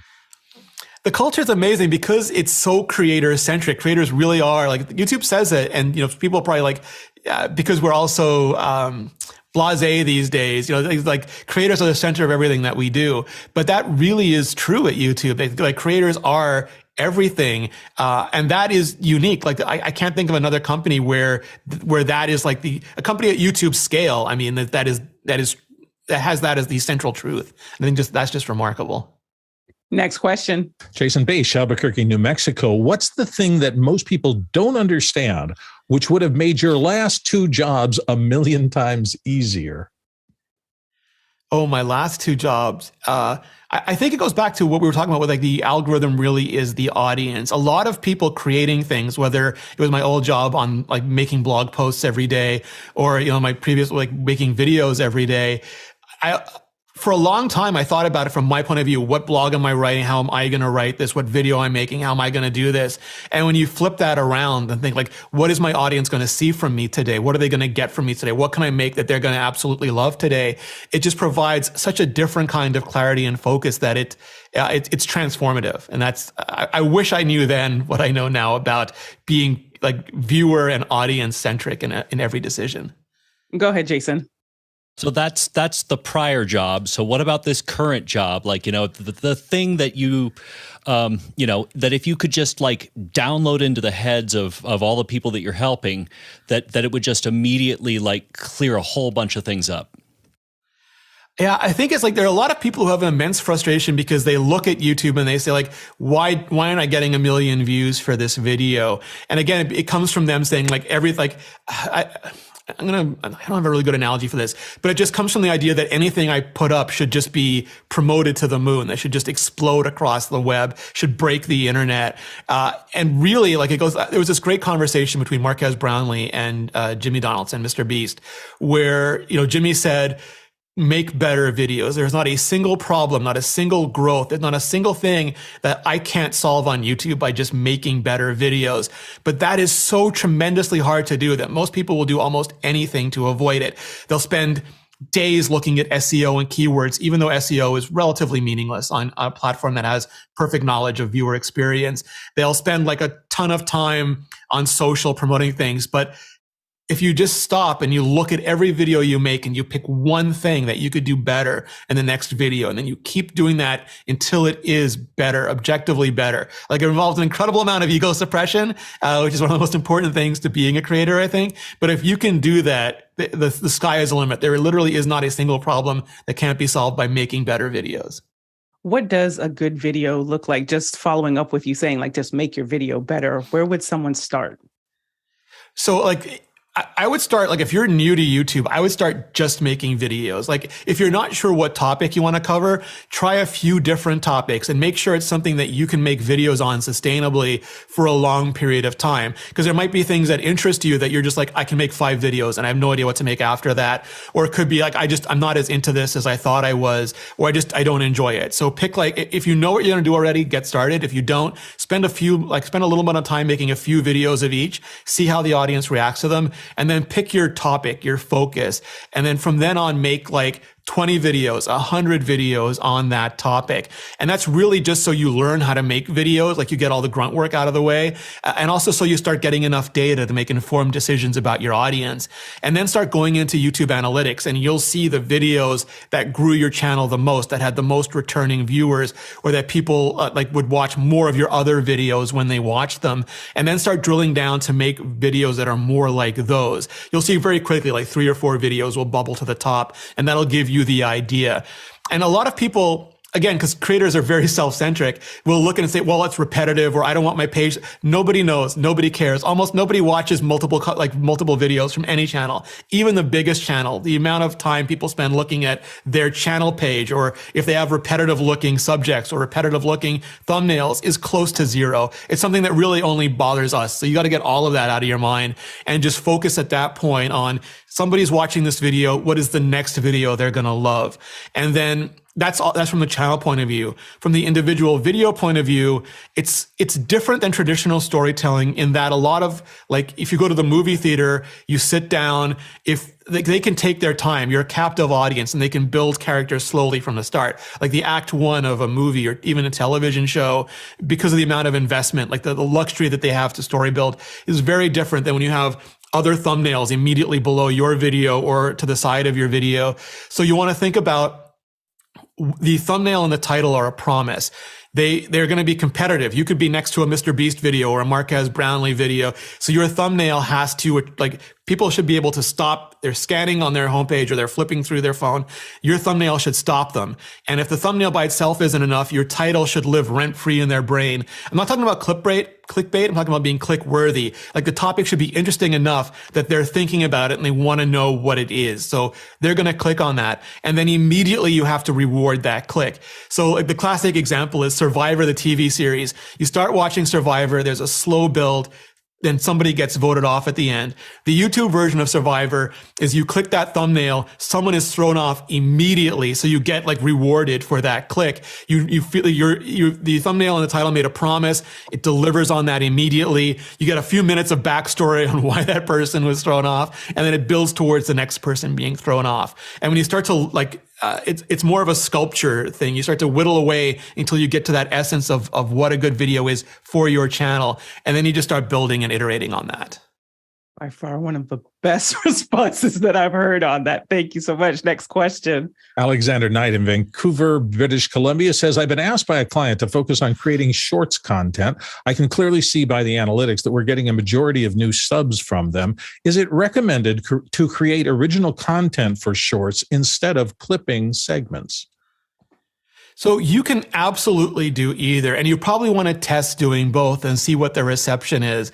The classic guidance like we give is same audience, same channel, a different audience, different channel. So if you're starting to do things that are really different than what's on your main channel, people might subscribe, they might click over and then just not resonate with your other videos. And that's not always the best situation. So if you're doing things that are very different, you might want to try doing that. Shorts are a great way to experiment. It's like lowering the barrier of entry, reducing the amount of commitment. You can use shorts as a way to explore a bunch of other topics. If you're trying to use them to grow an existing channel, highlights is a great way of doing that. If you're doing it on the app, you can even go in, pull a section out of a video. Again, you can look on the heat map to see what parts of the video people are finding the most interesting. And you could pull that into a short. There's like, you click the shorts button, you click edit into short, you pull out 15 to 60 seconds, and YouTube will even put a button on that short, which will let them go immediately to the long form video to continue watching if they find it interesting enough. So there's things like that that promote it. And then you might want to try testing ancillary content, like adjacent, nearest neighbor content, like BTS for the channel, or like an interesting segment teasing something that's coming up, or following up. Like if someone asks you a question, there's a feature that's just beginning to roll out where you can hit reply to a comment. There'll be a shorts button there, and then it'll put the comment up in the corner, and you can reply to that you can reply to that comment, and that'll be a short. And that just brings shorts into more of the interactive community building. So lots and lots of options there, but I would keep on the same channel, I would still keep it focused on that same audience member. Go ahead, Jeffrey. On that same aspect, there has been a lot of speculation as to where shorts are going to go in 2023. Of course, February 1st is the date where where YouTube's going to start monetizing shorts. Do you have a quick roadmap on that? Or is the shorts going to split from the regular YouTube channel? No, I don't think so. I think people are going to really, my hope, my prediction is that we're really going to see 2023 be the year where people are embracing multi-format, and you start seeing more channels that are not adverse to, if they started off traditionally as long form, they're not adverse to experimenting with shorts and using shorts to drive discovery to that long form content, and then going live or having podcast episodes, trying all of those things just to get a really good mix of discovery and then audience attachment. I think that's going to be the big thing. Or if someone is starting out and they're using shorts as a way to sort of bootstrap the beginnings of a new channel, them getting into longer form video. And maybe that looks like compilations in the beginning, but then it evolves into just longer form based on the same skits or the same interactions or the same advice, whatever they're doing in the short form. I think they're going to expand on that into long form. So I see there being like a real synergistic, almost like a force multiplier relationship building on to this next year. Next question. James Fossa in Minneapolis, Minnesota says, in regards to YouTube branding, is it all right to just start creating imperfect content, or can you ruin your brand before you really get started? Yeah, so I think like if you are just beginning, just start creating, get those videos out there, because you will learn so much through that process. And it's become almost a cliche at this point, but the amount of videos, like Marquez Brownlee famously started with his webcam and just kept making videos. And it took forever, like hundreds of videos before he got any traction. Jimmy Donaldson, Mr. Beast, again, filming with his, I forget, like an iPhone 6 or something for hundreds of videos until he got any traction.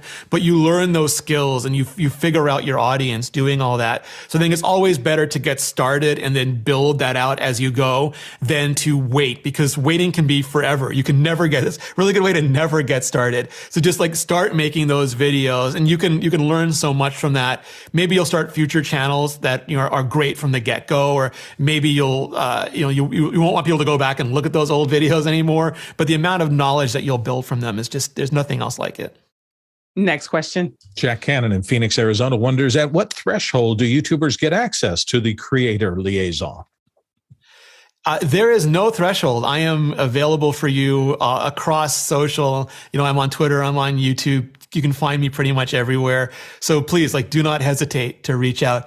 If it is specific tech support instances, Team YouTube, at Team YouTube are the people who can help you. I don't have anywhere near their knowledge or their scale. But if there's just general YouTube stuff, please don't hesitate to reach out at any point. Next question. Mitch Hill, Wilmington, Delaware, here on the panel. Is there a way to test your content before potential copyright strikes before posting it on YouTube?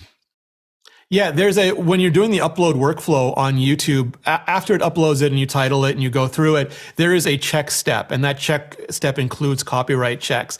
So you'll see that flagged before you put the video live, actually before it finishes processing, or before it becomes available for you to put live. You should have that checks run. Next question. James Fossley, Minneapolis. As a liaison, do you feel like a creator looking into the organization or the organization looking out to the creator?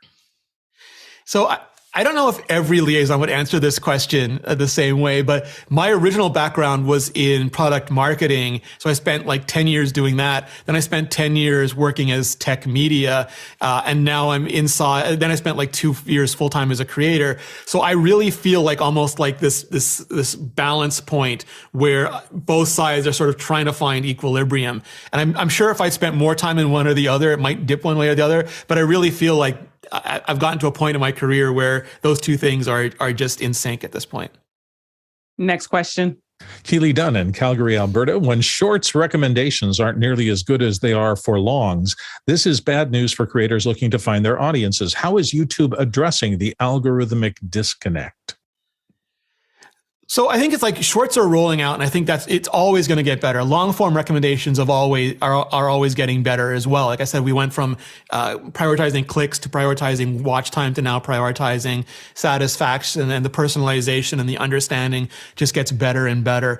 And shorts are a little bit different because people aren't making that choice. It's not you don't go to the homepage, or to to start scrolling through and then deliberately click on a video to choose to watch it. They're predominantly, served to you in a feed. So I think as that builds out, as more and more people come onto the Shorts platform and start using the Shorts feed, I think that system is just going to get smarter and smarter as well. Next question. Kyle Hammond from Chicago. I still have a number of friends who don't subscribe to any channels, presumably because they don't see an advantage. What advice would you give to convince them of a strategy for how to use YouTube more effectively?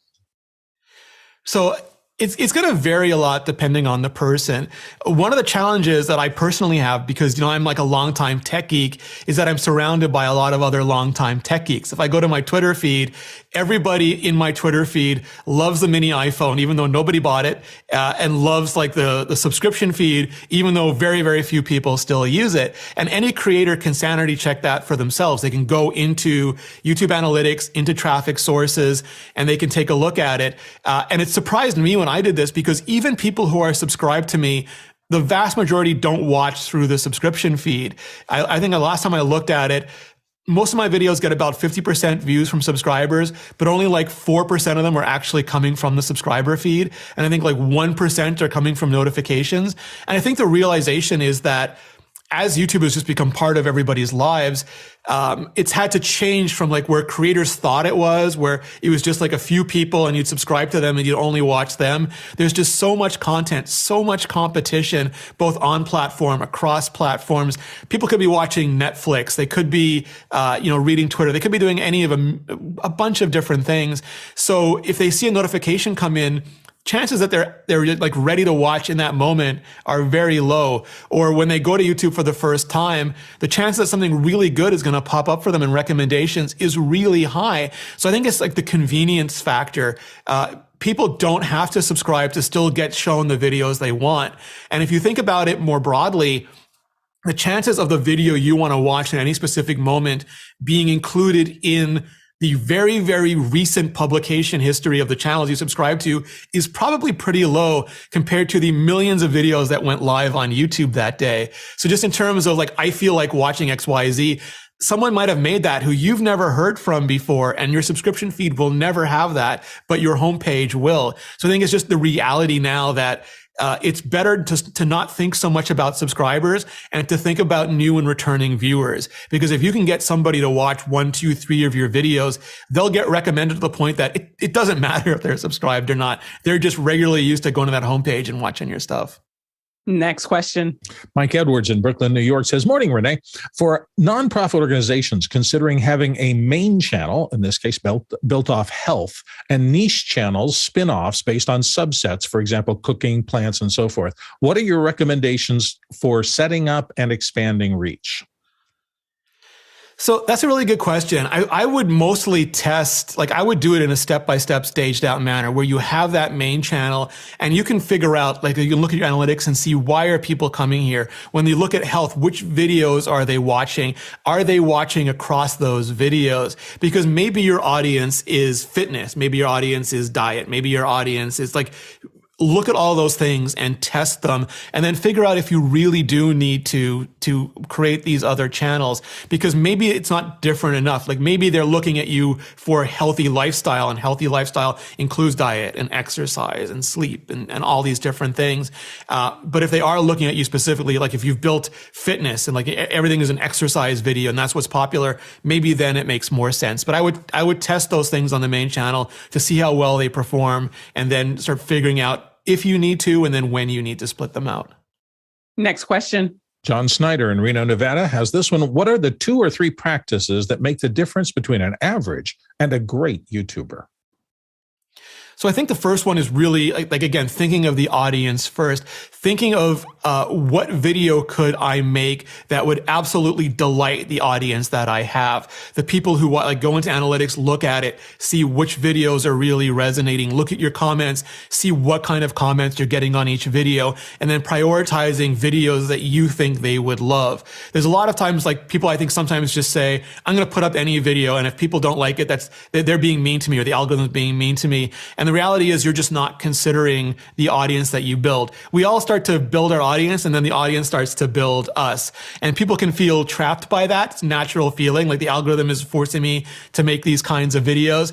This is not really a YouTube problem. When Metallica made Nothing Else Matters, they were sellouts. When someone goes and makes a video, a type of movie, maybe a romantic comedy when they're an action star, they're breaking the barriers. Their audience gets upset with them. So it really is that just audiences have expectations.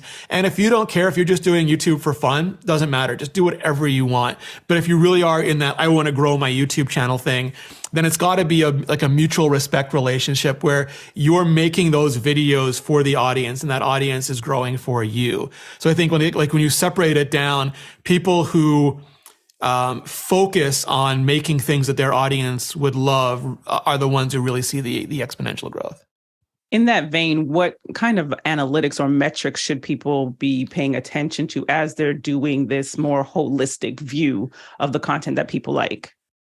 Yeah, so if you go into the YouTube analytics and you start looking, there's a section on which videos are growing your audience, and it'll show you sort of the top 3 or 4 videos, and it'll say the level at which they're growing your audience, high or moderate, and it'll show you low, and you can look at that. And again, I'm not saying don't make the low growth videos, but just make them if you want to make them, you think they're important, just know they won't grow your audience enough. But if you are, or as much, but if you really want to focus on audience growth, look at the videos that are high, even moderate. Those are the ones that are driving growth. Figure out what video would, can I make a new version of this, a spin on this? Can I make an easy follow up on this? And then you can also do things like look at your audience retention. So YouTube has these graphs out where they show you how many people drop off immediately from a video and then how much they watch afterwards.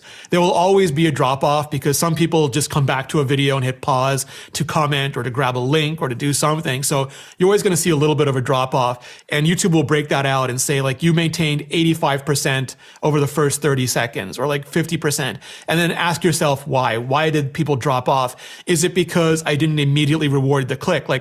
Am I thinking about my audience? They click on my video. It says the one thing you need to know about the ATEM Mini Pro ISO right now. And you click on that and then you're hi, I'm Bob, and here's my 3-second intro, and why don't you go and subscribe and do, and like 10 seconds later, 20 seconds later, the video hasn't even started yet. And that'll teach you really quickly, murder your darlings, cut all that off. And when they click on that video, go, this is the most important thing you need to know about the ISO. I've got 2 more tips coming up, but right now we're going to talk about the most important thing. Little things like that. And then if you go further in your video and you'll see, like, is it relatively flat? Are there spikes? What are the spikes? What are the things that are holding interest? Is it a joke? Is it a pro tip? Is it something I did here that kept people coming?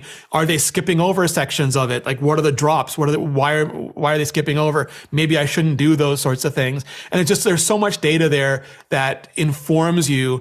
And the other thing that I love is we're starting to try to experiment with things that don't involve numbers, because not everybody likes numbers. So we have these cards that'll pop up, and it'll visually, like in a Tufty-esque manner, show you, like, this is how many times your thumbnail was chosen on the homepage compared to others. These are other videos that your audience loves. And that's a great one too, because you can look there and see, oh, they love this video. I haven't made a version of that.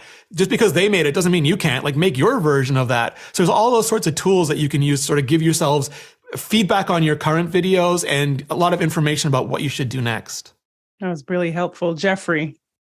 And this is where chapter markers and playlists really come into play, correct?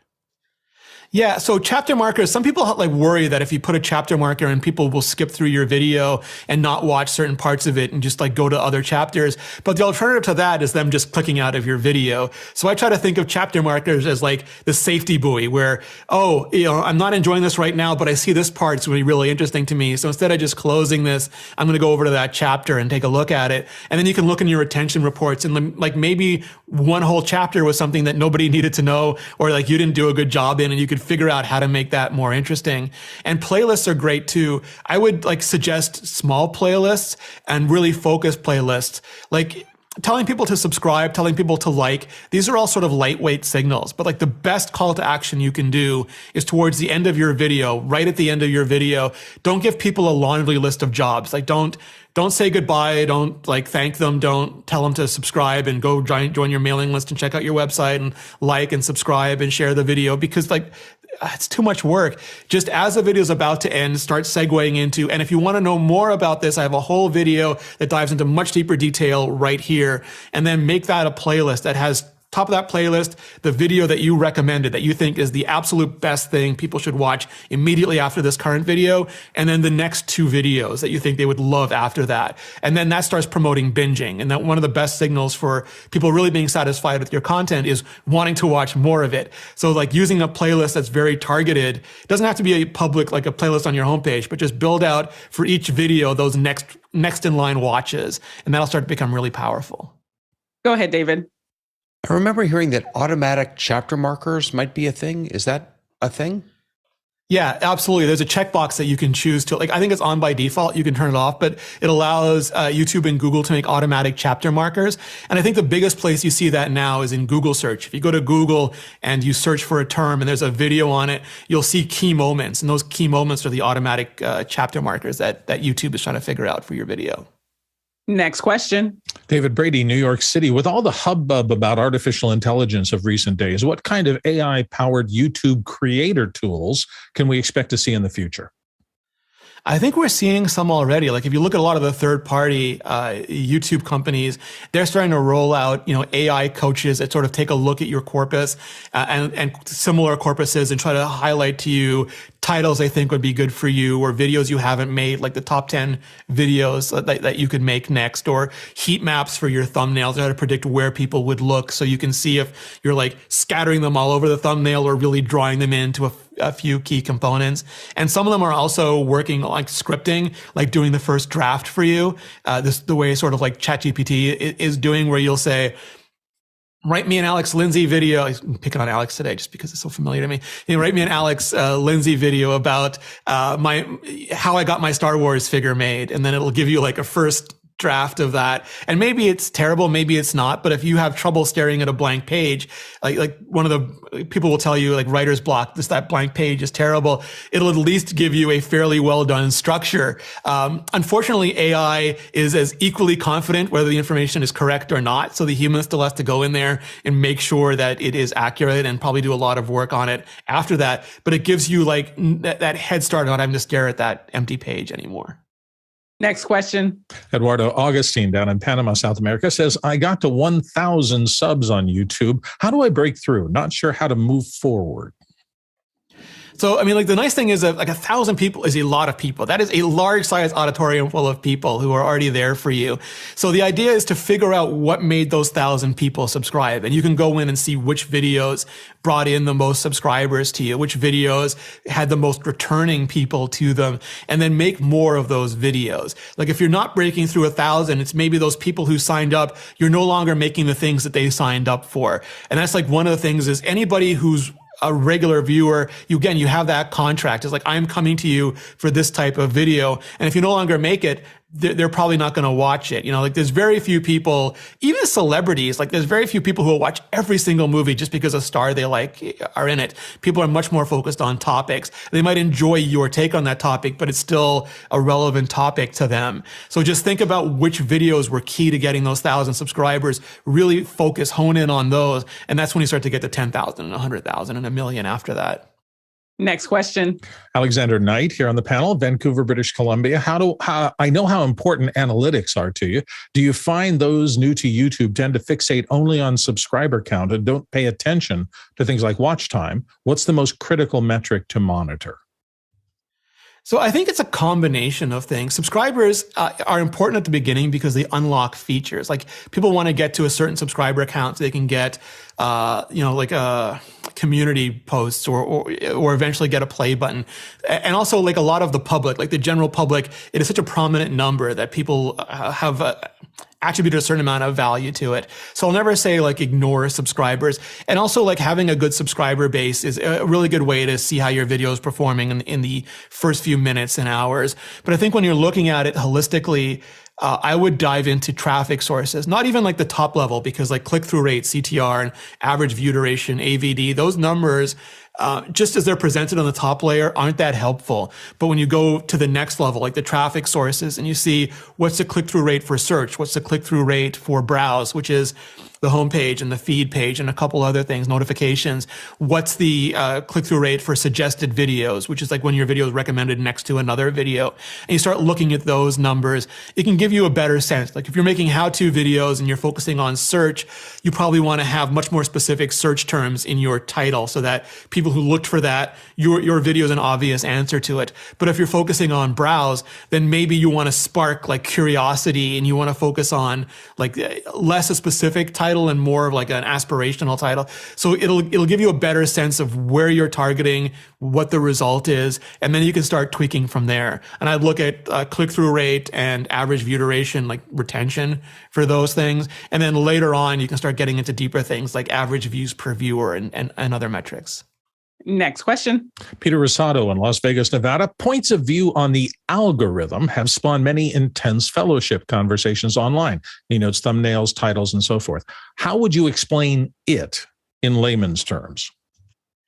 So, a friend of mine, Dave Wiskus, has this wonderful analogy where he says, like, the algorithm is a little robot puppy, and all it wants to do is go and find videos for you to love. And it's not human, so it can't really understand everything that humans do, but it tries its best to make you happy. And then when it does make you happy, it tries to find more of the things that made you happy. And that's in essence what the algorithm is. The algorithm isn't something that pushes videos for creators. It pulls videos for viewers. So anytime somebody goes to YouTube and opens the homepage or opens the app, the algorithm is going to pull the videos that it thinks you are most likely going to enjoy. There's going to be a video on that page that it thinks you're going to enjoy and you're going to want to watch. And so if you think about it that way, and that's based on personalization and what you've watched in the past and what other people who've watched similar things have watched, but you haven't yet. So if you think about it that way, like the algorithm's job is to find videos for viewers. You just want to be one of those videos that gets found. And that just circles right back into what I was talking about making videos that you know your audience is going to enjoy. Next question. David Paskin, Miami, Florida, here on the panel. I have my main channel with a respectable number of subs and views, but I started a new channel for my new venture and it's growing very slowly. Should I have just stuck with my original channel? So that gets back to if it is the same topic, like this, if you are trying to reach the same audience, it's better to do it on the same channel. If you're trying to reach a different audience, it's better to do it on a different channel. But I wouldn't let that be a holdup. Like you should be able to, or you could be able to grow a channel, like a new channel as well. So I would also, if it is a different subject and it's a different audience that you're trying to reach, I would look at like the specifics of that channel and go back to like founding principles, basic principles of making great videos, packaging them in a way that's really, really interesting and evocative, and then try to grow it from there. Next question. Alexander Knight, Vancouver again. Does short form content devalue longer form content and perpetuate the ever increasing reduced attention spans? So yeah, I appreciate those views, and I think there's it just, for those of us of a certain generation, it'll bring back memories of like Max Headroom and Blipverts. And this is something that like humanity has talked about for years. And I don't think it's too different from like, rock and roll isn't real music. Rap isn't real music. Television devalues movies. Short form movies devalue long form movies. Blockbusters devalue art house movies. It was Scorsese recently who just said like Marvel movies aren't cinema. There's always going to be these sorts of hot takes and opinions, but I think these formats evolve because we have different sorts of needs, and the ability to sit down. People will watch listen to a 3-hour The Talk Show, or watch a 3-hour Mac Break Weekly, or be on office hours all day. There's a bunch of podcasts that are incredibly long that get millions and millions of views. So it's really about, is it like an ambient experience? Am I working out or walking or doing chores? Am I leaned back? Am I watching it? Do I have 15 minutes to watch an amazing educational video? Or, do I only have a few seconds? And I think all the different content types have evolved based on, what's available to the audience. So maybe you only have a few minutes before the bus comes, or before your next meeting, and you can't get through a 15-minute video, or you don't want to break it up. And then you could watch a few short form videos, maybe get a laugh, maybe get a smile, maybe learn something. So I think all of these things are great. And it's less about creating attention deficits, and I think it's filling attention gaps. And that can happen in a variety of different ways in cross formats. Thank you so much, Rene. You have satisfactory attention gaps. This is an episode that I know that people will be rewatching and hopefully inspiring people to start a channel if they haven't already. I want to make sure that we give you the last word, that anything else that you want to share with our community. Make videos. To me, I've done blogging, I've done podcasts, I've done almost every kind of media imaginable, and the opportunities to tell stories, to give glimpses of life, to inform, to learn, to educate, to make connections, to grow communities. We can do it now in a way that was just never attainable to anybody previously in history. There's such massive potential. And no matter how many people are already on YouTube, if you aren't already, you still have a unique voice, a unique point of view, a unique set of videos that you could make. And if it's something that interests you at all, at least get in there and experiment with it, because to me, it's just been beyond the best thing I've ever done. Thank you so much, Rene. And thank you to our producers. There were so many questions. We'll have to have you back, Rene. We definitely anytime, have to. Literally anytime. Thank you, producers, and to our panelists. Thank you so much for your responses, to our back-end team, without which this would not be possible for us to be here every day. Tomorrow, we'll be talking about video pencils and squares and squares.tv apps. And so Michael Forrest will return to demo video pencil. So I'm looking forward to that. To find the schedule for the rest of the week, head over to officehours.global. And how far did we travel today? 51, the Tulloch Traverso, 51,000, roughly 52,000 miles. So that's all for now. We'll see everybody in after hours. Thank you all for watching. Bye.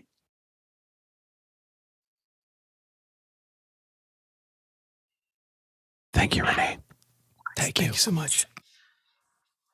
68 million bananas per scale. That's We're alive during YouTubing saying everyone gets their 15 million likes. That's at least 250 million minions. Somebody tip Rene off onto the whispering part of the show. We whisper at the end of the show. Is that an ASMR thing? No, it's worse because it's pointless. Oh, wait. We're going to have so many shorts from this episode today. So many. All right. We're off.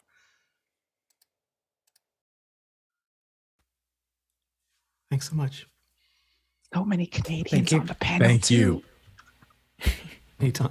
Thank you all. Bye, y'all. Bye. Bye-bye.